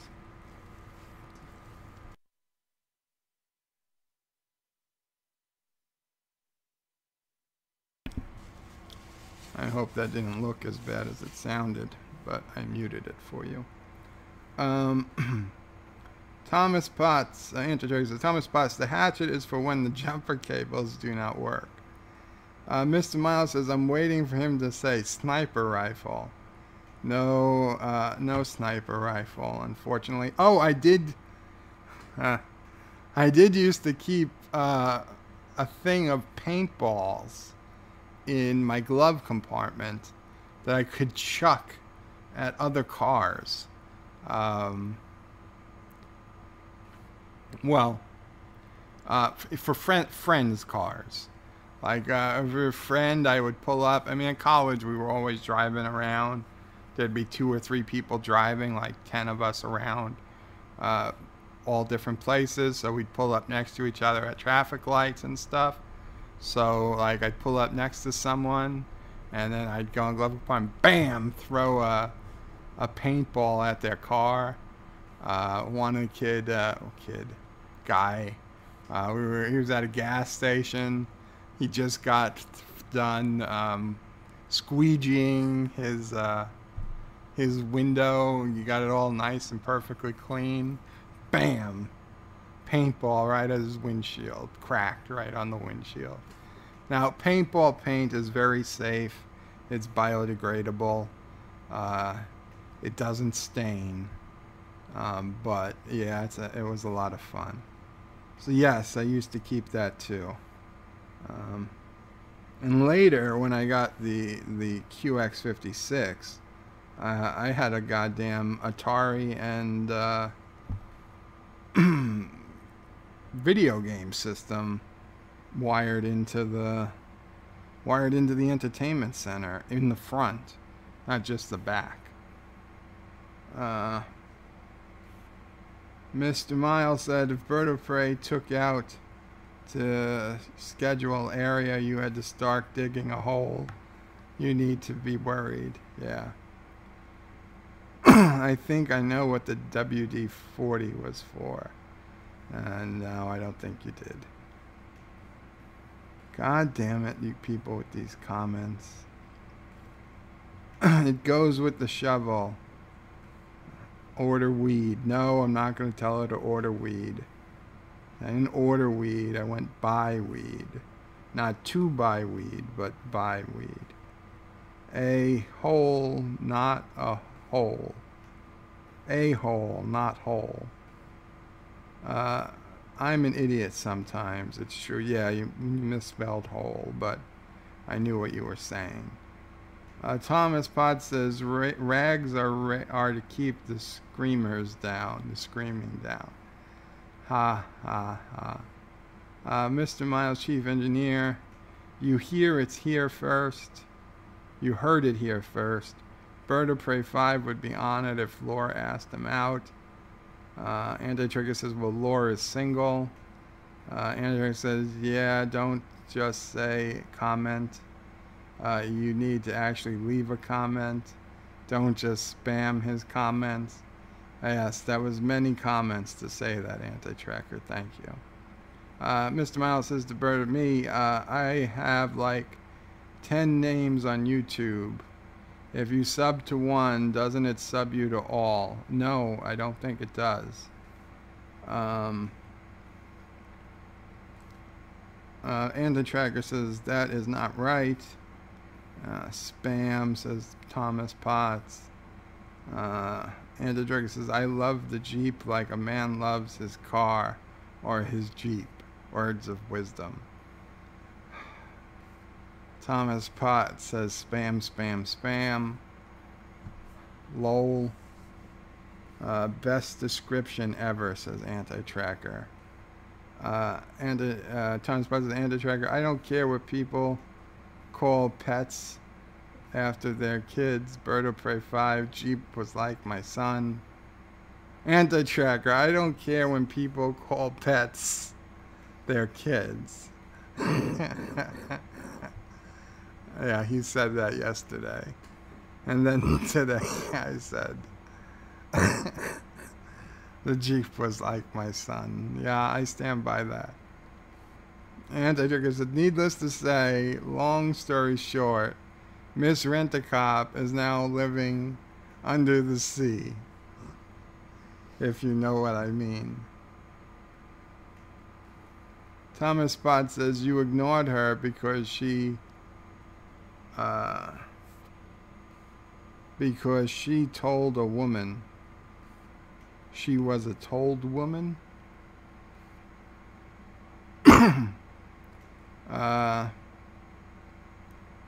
Thomas Potts, is she the Little Mermaid? Anti-Tracker says, bitch, I triggered you. Used a sexist word. Call the thought police. Google cops are coming now. So that's how you'll make sure I don't get more subscribers than you, Anti-Tracker. I see. Mr. Miles says, good news, everyone. My DNA report says I'm 100% Miles. He is telling us how he hacked up a Rent-A-Cop. No. You get the feeling that if you ever hear Bird of Prey rant like that, it will be the last thing you ever hear. Oh man, if my friends ever get on this stream, I'm going to say this once and one time only. If you ever see my friends from college on the stream somehow, for some reason, I can't imagine how. But if you ask them about something called the spare rib incident, you will get a story. Thomas Potts says, first he hates gay spiders, Now he's getting sexist. DJ Odyssey, welcome DJ Odyssey. Damn, I come in and Bird is saying the F word.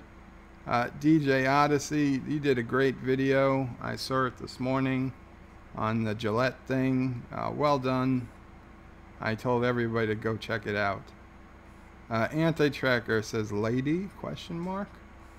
Mr. Miles says AT, get the feeling everyone new to the family gets a story like this just so they can put things into perspective. Anti-Tracker says that Hatchet made quick work of those 2 goddamn long pause stickers. Yes. They never bothered me again. There is an idea, throw paintballs out the window while going down a busy high-speed freeway. Yeah, it's fun. Girls like it too, I'm gonna say. Just saying. Mr. Miles says, and nobody actually do that. Well, did you put paintballs down the throat and yell, can I hear you now? If you do, you're an asshole and an idiot. Anti-Tracker says, you know what else is biodegradable? Blood. DJ Odyssey, what? I only made 1 comment. Well, now 2, but geez, lol, Chief, oh my god. Mr. Miles says, I doesn't sub you to all, just don't ask if I did. Mr. Miles, fake news. This is why you need glasses. DJ Odyssey says thank you.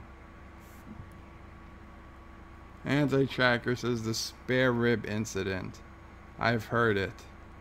The last line of it is, wow, she really does taste like spare ribs. No, that was not the last line. Yes, I've caught up. DJ Odyssey, I know you were late in getting here, man, but I've been going for hours. 3 hours at least. And it is way past my bedtime. Anti-Tracker's only maybe an hour away. He has not. They are leaving a comment, not reply. He has a way to go. Well, Anti-Tracker, he has a way to go is made at 10:26 p.m. It is 10:26 p.m., so I'm going to go out and say that I've caught up. Just 1 more hour. I know, Anti-Tracker, but I don't have that hour in me.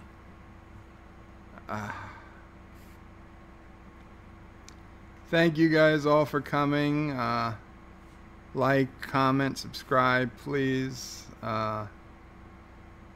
Read my comment. I just did. Yeah.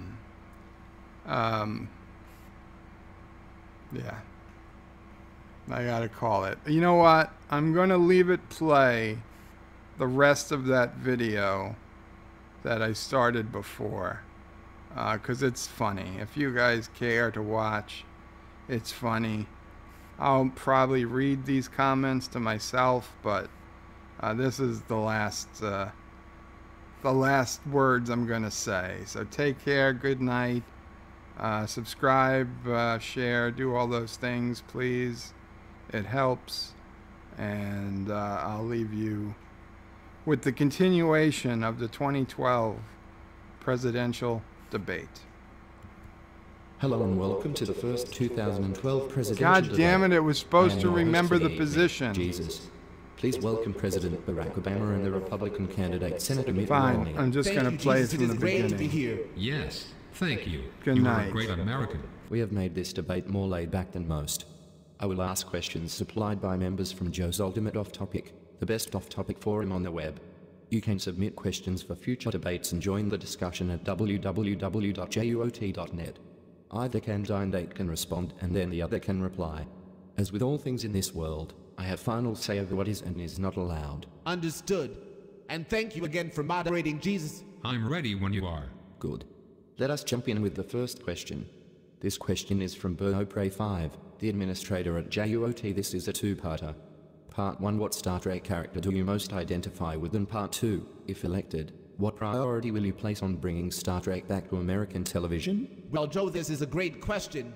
As the nation's first African-American president, I have to say I learned a lot from Lieutenant Uhura. She was such a strong role model as the first African-American and woman to command a starship. I think Star Trek teaches our kids tolerance and diversity as well. I would put returning Star Trek to TV as an integral part of my push to control what Americans watch and think. Did you say you want to control what Americans think? I only want what is best for Americans. I don't think Uhura ever commanded the Enterprise either. Actually, she did. Although not in the original series but in the short-lived animated series that followed it. In an episode called The Lorelei Signal, she was forced to assume command. Please leave the fact-checking to me. I have the combined knowledge of Google, Bing, Wikipedia, and Yahoo Answers. Mitt, please answer BedLife 5's question. I am a big fan of Star Trek as well. I identify the most with Spock's brother from Star Trek V. He is a man of God like myself. I felt very bad when his search for Planet Qapla failed in the movie. I would also bring Star Trek back to TV in hopes they actually find Planet Qapla, which I suspect is in the Gamma Quadrant. Mitt, Dad gave me a prime directive not to interfere with human evolution ever since those crusades killed so many people, but I have a feeling you are going to be disappointed when you die. Moving on. Question 2 is from HubJeep. What is your position on IDB? Can I get a definition, please? Of course. Urban Dictionary defines IDB as into butt, or in proper English, in the butt. It is an acronym for anal sex. That is disgusting. Let me assure all Americans I am against deviant sex acts and abominations such as IDB. While I will tolerate what homosexuals do in their own bedrooms with other consenting homosexuals, we should not promote this lifestyle choice, and rest assured the only sex in the Romney household shares its name with my favorite type of work. Missionary. I am all for IDB. I love IDB. In fact, I am proud to stand up in front of America and say I will be your IDB president. I have given IDB and I have taken IDB. And you can read my lips. No new IDB taxes. Interesting stuff. Question 3 is from Axel Foxy Fluff. Axel wants to know what you will do to stop discrimination against furries. He says that forums such as JUOT are not as accepting as furry forums, and thinks since furries don't hurt anyone, they should have equal rights. I know what it is like to be judged on the color of your fur and not the content of your character. If re-elected, I pledge right now to make equal rights for furries, geeks, Oompa Loompa, Guts, and Armenians a top priority. No longer will these groups be picked on just because they are small in number or size. Landmark and the cyberbullying laws I have been working on will make the internet a troll-free zone. I will return it to Al Gore's original vision as a place to share academic works. Furries can live without fear of being attacked, without fear of being made fun of, and without fear of being themselves. Jesus, I have only one real question. What exactly is a furry? A furry is a person who likes to dress up in animal costumes. Like at parties? Like all the time. I see. I respectfully withdraw my previous statement. I say furries need to man up. If he doesn't like something being said, either defend it or STFU. Government should not be restricting freedom of speech because someone might feel bad about their lives. No one forces anyone to be online. Finally, some honesty. Please keep it up. Question number 4. This is from user MJ, and please note, however, he is Canadian, so answering his question is optional. MJMX, do you believe your underwear gives you magical powers? I prefer not to talk about my underwear, Jesus. It doesn't sound presidential. I assume this question was aimed at me anyway. MJM, I will answer your question with a question. Why does your country suck so much? My guess is because they still consider themselves subjects of a foreign queen. But I digress. Question 5. This is from Aged Punk Shredder. He wants to know how much of the federal budget will be dedicated to skateboarding awareness. Under my administration, we have increased funding to skate parks by 1,600%. Skateboarding, basketball, and other physical activity will keep our children healthy and active. The more we spend supporting physical activity now, the less we will spend paying for their medical bills later in life under my healthcare plan. In fact, I intend to require all children from age 5 to 15 to attend mandatory government-run wellness camps that will teach them healthy habits and teach them the truth without interference from biased sources such as their parents and churches. Mandatory camps for all children? This sounds like a major policy change. How is this the first time we are hearing about it? It's not new, Jesus. This was clearly laid out and funded on page 2069, paragraph 7 of my healthcare plan. It is already law. It is not my fault no one read it. This just goes to show how important it is the American people elect me. I have vowed to repeal Obamacare my first day in office. How can you plan to do it on your first day in office? Do you honestly think there will be time for both houses of Congress to debate and pass a law repealing major legislation and get it to you to sign on the day you are inaugurated? Well, the point is we'll at least try. Next question. This question is from a user called Toombs. Sometimes she goes by the name Toombs TJ. Toombs asks Hulk Smash. Rah. Steroids good. Me need protein. Find me protein. Rah. I guess that really isn't a question. Sorry about that. They are just feeding my questions directly into my earpiece. Let us keep going. Question 7 is from Arizona Jeeper. J asks why should he be bothered to vote in this election? He says he has never voted before and doesn't even check for mail all that often. Voting is a duty of every American citizen. We should have voted for no other reason than to thank the men and women who have died fighting for your right to vote. We owe it to them to not take voting lightly. I'm going to be honest with you, Arizona Jeeper. I hope you vote and you vote for me. But if you don't want to vote, then stay home and don't vote. Our military fights not only to defend your right to vote, but also your right not to vote. So in conclusion, vote for me, or don't vote at all. I guess that counts as honesty. Okay, question 8 is from Justin. Justin wants to know what is the highest ranking GM during your administrations? Jesus, is there any chance Justin is Canadian and I don't have to answer this question? Justin is not Canadian. He's from Texas.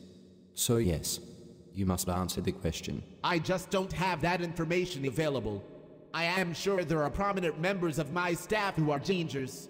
We have a very diverse group. I don't have any figures on gingers in my campaign either. However, I pledge to double federal spending on curing gingerism in children. Wow. Just wow. Question 9 is MCAT Jeep. MCAT Jeep asks, would you support the use of instant replay in professional wrestling? He says wrestling is very important to him and too many professional wrestling matches involve illegal moves that would change the outcome if the referees could see the replay. I will add that MCAT Jeep was in fact a school teacher in Florida. Jesus, ain't no white kid that's stupid and ain't no black guy with the name MCAT Jeep. I think you're being punked. I think this MCAT Jeep will benefit from a new program I will begin under my administration. It is called No Teacher Left Behind, and basically we will ship our teachers to an island in the Pacific, and anyone that doesn't score at least a 90 on our IQ test will be left behind. Fascinating. Question 10 will be our final question. It is from KJV Blue XJ. It is for both of you. The question is, why is Mitt Romney so awesome? He says to remember to use only positives and absolutely no negativity should be allowed. No chance KJV Blue XJ is Canadian either, I suppose. No. He is American. Please answer the question. Okay then. Mitt Romney is awesome because because he was for government-run healthcare as governor of Massachusetts. That's one. Also, I understand he is an awesome father that loves his family very much. And, sorry, I am out of time. What? I ran out of time answering. Sorry. Don't worry, go on to the next question. There is no time limit. Please answer the question. You have as much time as you like. Name a third thing that makes Senator Romney awesome. He smells awesome. That's number 3. I don't know what he is wearing right now, but the smell is awesome. There, I did it. I named 3 awesome things about my opponent. Mitt, what are 3 awesome things about me? Jesus. He's right, Mr. President. The question was not name 3 things about your opponent. It was name 3 things about Mitt Romney. So Mitt, what are 3 things you find awesome about yourself? I can name 10 things that are awesome about me. 3 and only 3, please. Okay. My awesome family. My awesome faith. And my awesome cock. What? My family, my faith, and my cock. All awesome, Jesus. Do you think that is appropriate to announce on TV? I mean, we are all proud of our... I don't hide my faith, Jesus. We may not always see eye to eye, but I need to be able to talk about it on TV. Not your faith. Your cock. People don't talk about their cock on TV. Now you said cock to Jesus. Now everyone said cock on the air. We're going to get cancelled. I'll have the FCC look the other way. I haven't even shown a picture of my cock yet. Don't get all upset. You brought a picture of your cock? A cock like this should be admired. I'm always showing it off. I think it's loaded and ready to show. My producer is telling me we have a go. Although I don't know why. Please show us Mitt Romney's cock. Isn't it great? It's big and white and awesome. I see. Well, I guess our minds were in the gutter. We are just about out of time. We had a few more questions that you two can answer in your closing statements if you want. Synonymous wants to be able to carry his guns in all states and all locations, including schools, courtrooms, and even the airport. He says it's his right. Bunny Goins had a question only for President Obama. Text her if you want to trade pics. Joe wants you to legalize weed. Brock wants a presidential decree declaring Alabama college football the best in the world. Warfrat wants the cast of the Jersey Shore sent to Guantanamo Bay and burned alive in something he calls an AIDS fire. President Obama, you may make a closing statement. My fellow Americans, I have learned a great deal in my previous 3 years in office. America is on the right track to recovery. Within a few years under my administration, everyone in the country will have health coverage. Or else, for all the jerks out there, by 2016 weed will be legal under my presidency. And for Bunny Gal, you can email me pictures at president@whitehouse.gov. Make the subject something catchy so I don't think it is spam. Thank you. Thank you, Mr. President. Mr. Romney, the floor is yours. While I support the Second Amendment, I do believe Americans want some restrictions on the types of guns owned and where they can be carried. So I am sorry, Sinners, but the only people carrying guns on airplanes under a Romney administration are air marshals. May I suggest, if you like guns so much, you apply to be some sort of air marshal or federal law enforcement instead of what is probably a job as a middle manager with an exaggerated sense of self-importance. Jerk better get clean. My administration will not be kind to junkies and hippies. The choice is quite clear for Americans. If they like where President Obama is taking this country, then they should vote for him. But if you feel as I feel, that America may not survive 4 more years, then vote for me. Thank you. Thank you both. And thank you to the users of www.juot.net for the questions for this debate. This is your host Jesus signing off. You stay classy, San Diego.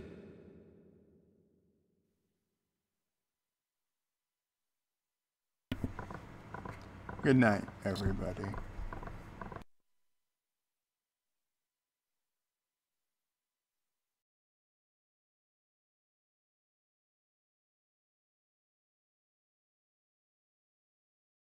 Thank you all for watching my video. Please remember to comment, like, and subscribe. And don't forget to hit that bell icon. Without it, you won't get notifications of new videos. If you want to visit me, check out my forum at juot.net. I'm also on social media, on Facebook, Twitter, and Gab. And if you're really crazy, you can send me some money on PayPal. Take care.